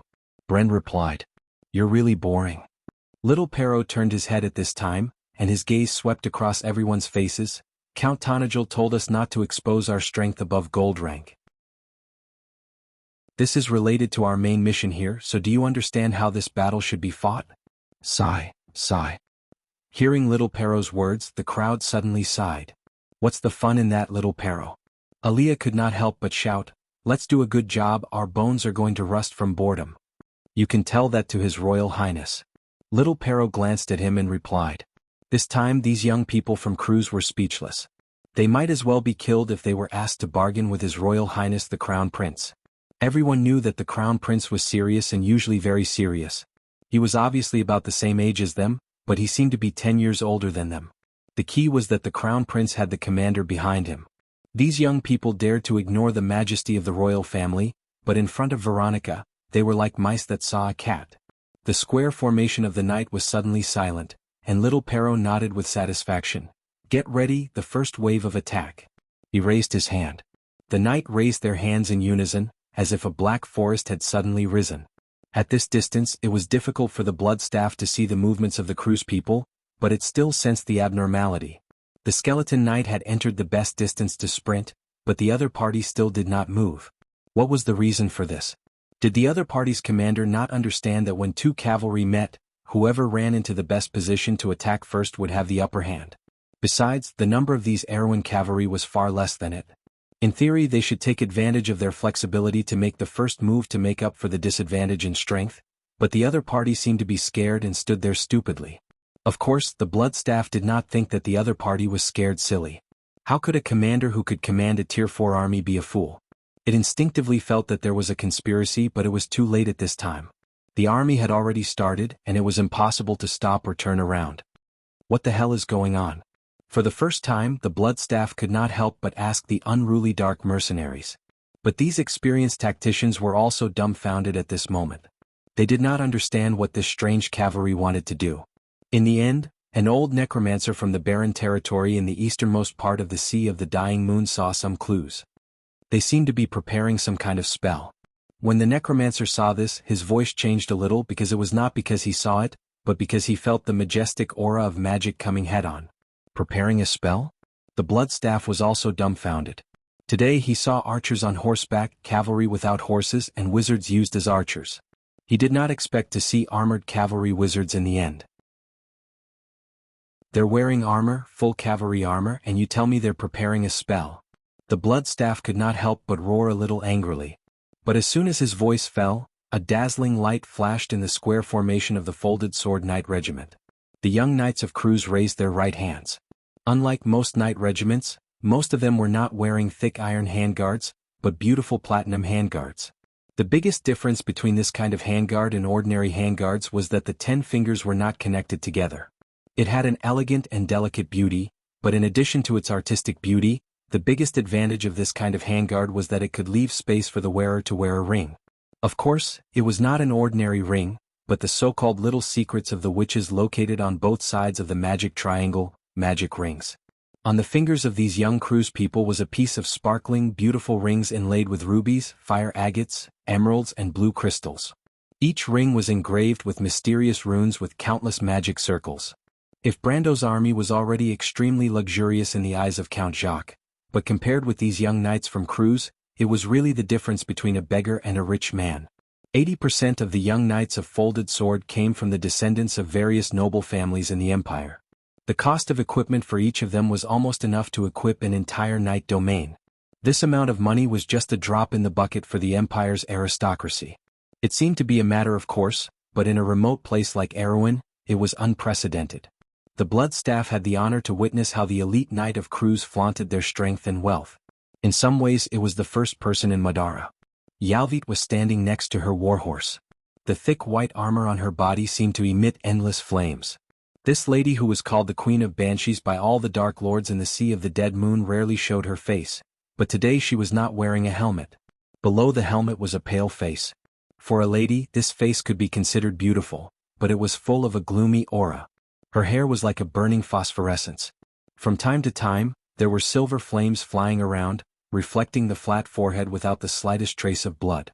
Under the sword-like slender eyebrows, a pair of silver eyes were hidden in the deep eye sockets. At this moment, she was pursing her thin lips, her cheeks were a little sunken, and she looked very silent. She did not speak, but her eyes reflected the distant flames shining brightly. Several banshees were guarding the Queen of Banshees. "Let's go." After looking for a moment, she suddenly turned around, grabbed the saddle and got on the horse's back. The Queen of Banshees' voice was very ethereal, like a faint singing voice. "There's nothing to see. The blood staff is finished." "Your Majesty, you mean the Erewhon people defeated the blood staff?" a banshee asked in a sharp voice. "Don't call me your Majesty, Vigny. There is only one Majesty in Madara," Yalvit replied. "It's not strange that the Erewhon people defeated the blood staff. She's just an idiot. It was played around by the Insursta dragon from the beginning to the end. The poor thing thought that His Majesty would secretly acquiesce to its actions. I really admire Tarkus for daring to deal with that guy. Even if you were sold by the Insursta dragon, sometimes you still have to help him count the money." Yalvit brazenly ridiculed the confidence of the few supreme beings in the empire. The banshees hissed and did not dare to continue speaking. She finally looked at the flash on the other side of the mountain and said to herself, "But the Erewhon people did give me a little surprise. Do you see? This is the heritage of this ancient land. Don't underestimate any enemy. After thousands of years of accumulation, they have some ingenious knowledge and secrets. They can always bring you surprises. However, accidents in war were fatal. The blood staff had always looked at its opponents with the same foolish eyes in the past. Today was a battle of life and death. It would not hold back, but how could its enemies be merciful? Ah, the new dark nobles in the empire can't wait to make a name for themselves in this land. But this time, I'm afraid His Majesty will have a reason to persuade them. Why should His Majesty care about this little heroine? Yalvit shook her head and did not refute her personal maid. She knew that the Supreme Being did not care about Erwin, but the attitude of the four holy cathedrals. Erwin suddenly showed his strong side today, but it was hard to say what it meant. The Count of Tonajul seemed to be related to the Wind Elves, but the power he held had traces of the Templar. He seemed to have appeared out of thin air overnight and had a strong force. Interesting. She said softly, interesting. But there was one more thing she did not say. She even had a faint feeling that the army of Erwin people had a very familiar aura. The Queen of Banshee shook her head and muttered in her heart. No, this should not be possible. P.S. A new week has arrived. Please get some votes, comrades. Chapter 878. To the citizens of Braggs, the period between the month of harvest and the month of frost seemed to be both long and short at the same time. The horrors left behind by the undead invasion last year seemed to resurface with the footsteps of the Bloodstaff's army. Following the repeated defeats of the Vermeer army, the situation worsened. Some merchants and nobles even began to flee to the Kirkle region with their families. But just when everyone was in a state of panic, the situation of the war suddenly took a shocking turn. First, the news of the allied army of Vero, Lantanilan, and Tonajul stopping the Bloodstaff's army in Silafarn spread. Not long after, the rumor of the Bloodstaff's death was confirmed. The undead retreated from the Silafarn region, and in just a week, the ice and snow on the front lines of Dragos and Vermeer had melted away. The people from the south even confirmed that the undead were traveling day and night back to Bucci. That period of time passed faster than any other moment. New news came every day as if the war had left in the blink of an eye. The name of the Bloodstaff that caused everyone to turn pale half a month ago had now become the dust of history. It had lost its meaning to both Erwin and Madara. Another half a month later, Count Randner's army was defeated east of Fort Kirkle, south of the Sapphire Mountains, near the Dwarven Circle. After losing the opportunity to escape to Madara, everyone knew that the Count's surrender was only a matter of time. Some people were destined to become famous in this war. Almost everyone was talking about the army of unknown origin. Almost every tavern had poets singing about the soldiers' stories. There was also a rumor that could not be considered a rumor that spread everywhere. Those who saw it with their own eyes swore that the late King Eric had returned with the White Lion Legion to save the kingdom in danger. Most people who heard of this rumor believed it to be true. Because the Lionheart's sacred sword shone brightly in the battle, everyone witnessed the glorious victory. After defeating the Bloodstaff, Brando let Freya take over his command of the Tonajul army. Count Jacques was no longer in the mood to fight for merits after that battle, and the Lantanilan cavalry knew what kind of person their leader was. Although Eek and his men were almost on the same page and had a reputation that everyone admired in the alliance, anyone whose brain was not burned by the knight's faith would understand who was the most reliable person in the alliance. Therefore, under Brando's signal, Freya actually had unparalleled authority in the army for a while. This was partly due to the amazing performance of the Tonajul army in that war. However, the Valkyrie from the countryside of Bucci did not disappoint those who believed in her. After she eliminated the Madara forces in the Silman region, she immediately turned north and accurately judged the movements of Count Randner's army. Then in 2 battles she cleanly destroyed all of the Count's hopes.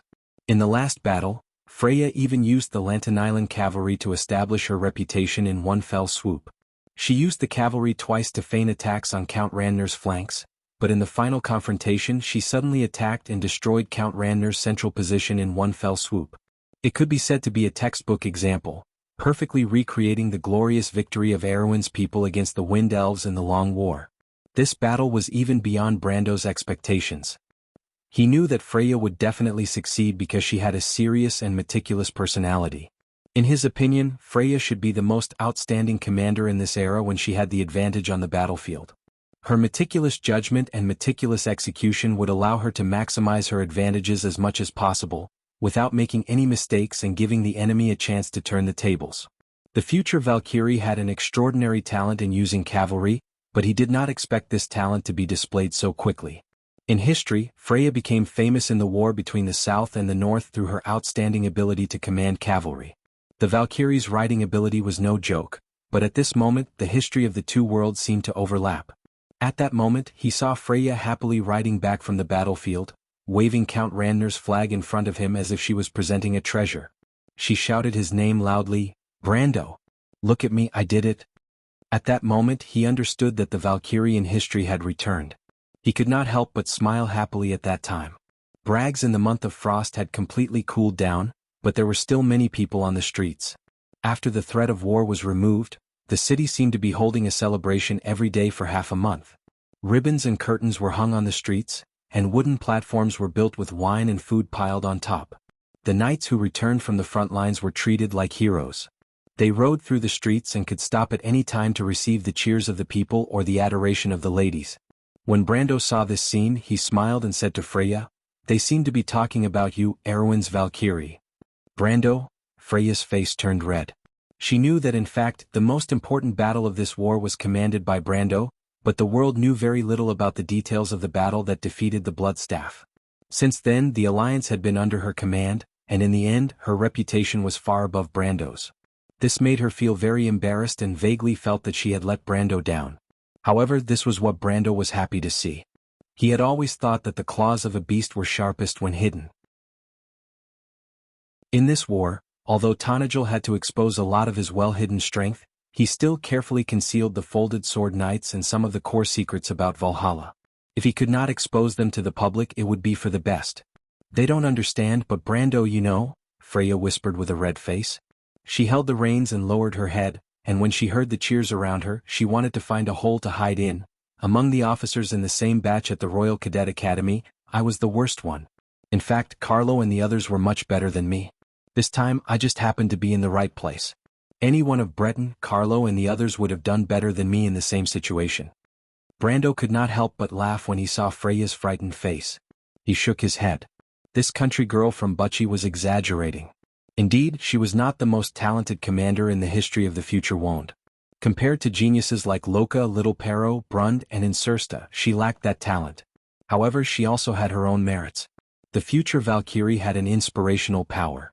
Her persistence and seriousness could touch everyone around her.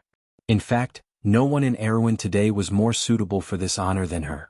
People like Carlo and Little Pero could become talented commanders, but Freya was destined to become the pride of this ancient kingdom. Opportunities are also a very important part of life. He shook his head. "Freya, you need to be confident. Not everyone can be the commander of an army, but if she can lead the soldiers to victory, then she must have something extraordinary. You and I survived the test of life and death together in Bucci. This in itself proves a lot. Everyone in Bucci is a good man. If Breton and I can do it, you can do it too. Don't embarrass Bucci." As if the words "don't embarrass Bucci" had convinced her, the girl nodded. "I understand, but they are holding me too high. The kingdom's Valkyrie, this is too outrageous." Brando snickered. He could not help but look at Amandina, who was beside him. Amandina looked at him with a mischievous look, because this title was actually secretly arranged by Brando for her to spread. If this shy commander knew about it, she would probably blame her lord to death. But she only smiled without saying anything. She only started to interact with Freya after arranging for the battle with Seal. She did not spend much time with Freya, but she had a good impression of her. This female knight was as honest as Romaine, but not as capricious and cunning as the merchant lady. A serious person would always leave a good impression on others, and this young girl from Bucci was undoubtedly one of the best. Sometimes she was so serious that she was a little too rigid. If you think that you will become complacent because you are held too high, then you just need to be firm in your beliefs. You know that you are not fighting for false fame, right? Brando pretended to be serious and replied. "It's not that," Freya replied embarrassedly, "it's just that I feel too ashamed. If Senior Maynard and Breton knew about it, I'm afraid they would laugh their heads off." "Is that so? Erwin's Valkyrie, I think it suits you very well. Didn't Maynard also call you that? I think, why don't we ask Her Highness to give you a proper title?" Brando. Freya heard Brando's teasing this time and glared at him angrily. Brando, however, had no self-awareness and spread out his hands. "It's true, I'm not lying. If you don't believe me, you can ask Amandina." The noble lady couldn't help but roll her eyes at her lord, blaming him for dragging her into this mess. She hurriedly replied, "At least there's one thing that my lord said that I agree with. Not everyone can become the commander of an army, but if she can lead the soldiers to victory, then she must have some outstanding qualities. In history, Erewhon has many legions and commanders, but there are only a few who can lead the Erewhon to victory. Praise from different people naturally had different effects. Amandina's words made Freya blush, but she did not refute. However, she could not help but complain in her heart, "Amandina is still on the same page as you. She will naturally say whatever you say." It was a pity that Amandina could not know what she was thinking at the moment, or it would be someone else blushing right now. Brando saw that Freya had stopped talking and smiled. He turned his head to look at the night squad cheered by the crowd on another street. Those people were most likely soldiers of the Vermeer Legion or some Lantan Islands, because the Viro and Tanajal armies should still be stationed in Randner's territory. With the defeat of Duke Arek and Count Randner one after another, it seemed that a series of problems that had plagued the southern border of the kingdom were easily solved. With the support of Duke Viro, Princess Griffine had absolute authority over the entire southern part of the kingdom for the first time. In the eyes of the people, Count Tanajal, who had made a name for himself in the war, was only a knight loyal to her. The Highland Knights also expressed their respect. Duke Griffine had suffered a great loss in the war and had no intention of stopping the power and prestige of the Princess Regent. It was as if the center of the kingdom's power had once again returned to the hands of the royal family after the Anson era. At least in the south of Ampere Seal, everything was developing in this direction. The royal faction was celebrating, but he did not stay with the Allied army to enjoy this exciting victory. In fact, after defeating the Bloodstaff, he had arranged for Carglass to stay behind to deal with the aftermath of the war, and then let the Folded Sword Knights of Cruz return from Chablis to Abes. However, he did not go back the way he came, and instead left Silman with Amandina and Freya, quietly coming to Bragg's. The reason for all of this was because of a letter. Thinking of this, he could not help but frown, and then noticed that Amandina was looking at him, her eyes full of curiosity. Amandina was the one who handed the letter to Brando, and she also knew the contents of the letter. However, the person who sent the letter caught him off guard. The sender was his mother, or more accurately, the person who was closest to him by blood. The arrival of the letter was completely out of his expectations, and it also messed up his schedule. Ever since he came to this world, he had not interacted with his family in this world. On one hand, he was still young when he was in Tanajal, and he was afraid that his family would be implicated and retaliated against. On the other hand, he knew that the most important reason was that he was not mentally prepared to face his family in this world. Brando's memories of his family in this world had always been deep and vague, as if they were the most intimate people in this world, but they also seemed a little unfamiliar. He understood that this was because of the fusion of two different souls in his body. But no matter what, at this moment, even if he did not receive the letter from his mother, he had a reason to go home. He understood that these feelings and experiences could not be left there forever, and some things would forever be a flaw in his heart if he did not face them head-on. In fact, this state of mind had already begun to hinder his pursuit of power. It was reasonable for him to return to the land that gave birth to him, and face everything that belonged to Brando. This letter was like an opportunity that brought him back to Brax. However, he read another meaning behind the letter. His mother, who was born in a noble family in Carderigo, said that someone from her hometown asked her to find him and ask him to go home to take a look. Her hometown was in Carderigo, the easternmost part of Karsuk, the birthplace of the Highland Knight and Wizard. Someone from her hometown could only be a Highland Knight. This letter was very likely to have the shadow of a Highland Knight behind it. What were they trying to do? Why didn't they find him through the Alliance? He had interacted with the Highland Knight more than once in the Alliance, and even tested them before he left, but they did not seem to know about this letter. This was a little interesting. He was even a little worried. Even though he remembered that his mother was a very knowledgeable woman, but it was inevitable that she would be deceived by others. After all, the level he was at now was completely different from the level his parents were at. Moreover, he was more worried about whether Madara was the one behind this. Because of these reasons, he did not inform anyone, and only brought Freya and Amandina quietly to Bragg's. Amandina and Freya could be said to be from Bragg's, and a large number of people who escaped from Bragg's still lived in the vicinity of Bragg's. If he wanted to return to this place, he naturally could not help but bring them along. Freya also wanted to go back to her hometown more than once. The three of them silently crossed the street without attracting anyone's attention. Brando remembered that his home was in a manor outside the city. He was not poor, his father was a miller, and his mother was the daughter of a small noble family, even better than Amandina's family. However, he did not plan to go home immediately. The whole thing seemed strange to him, and it was better to understand the situation first. Before that, of course, he had to find a place to stay in the city. There were many inns and brags, but they were not safe. If this was really an enemy's plot, it would be too easy to plant spies in these crowded places. Now that the three of them could be said to be a little famous in the kingdom, it would be difficult for them not to be recognized, especially for Freya. Fortunately, Brags was also Amandina's hometown, and Brando did not forget that she had a few properties here.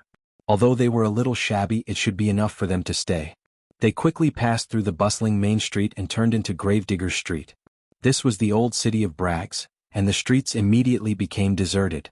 Brando looked at the street and suddenly remembered the first time he came here, and the scene when he met the crippled Ian. At that time, he also passed through this street and found the noble lady that the crippled spoke of. Thinking of this, he could not help but look back at Amandina. The noble lady behind him was also looking at him, her eyes shining brightly. It was as if the meeting was still in front of her, as if it was predestined, and so many wonderful things happened after that. She remembered that her life seemed to have changed direction after that moment, and today her fate was already tied together with this somewhat quick-witted and frivolous young man, and there was no distinction between them. And all of this was unreal, like a dream. You're tuning in to the Han Lee's Wuxia Chronicles YouTube channel. We're so grateful for your support, and don't forget to subscribe to join us on this incredible journey through captivating stories. Your generosity through donations truly makes a world of difference, as it's the primary source of revenue that allows me to expand and enhance this channel for you. Thank you from the bottom of my heart for being a part of this adventure.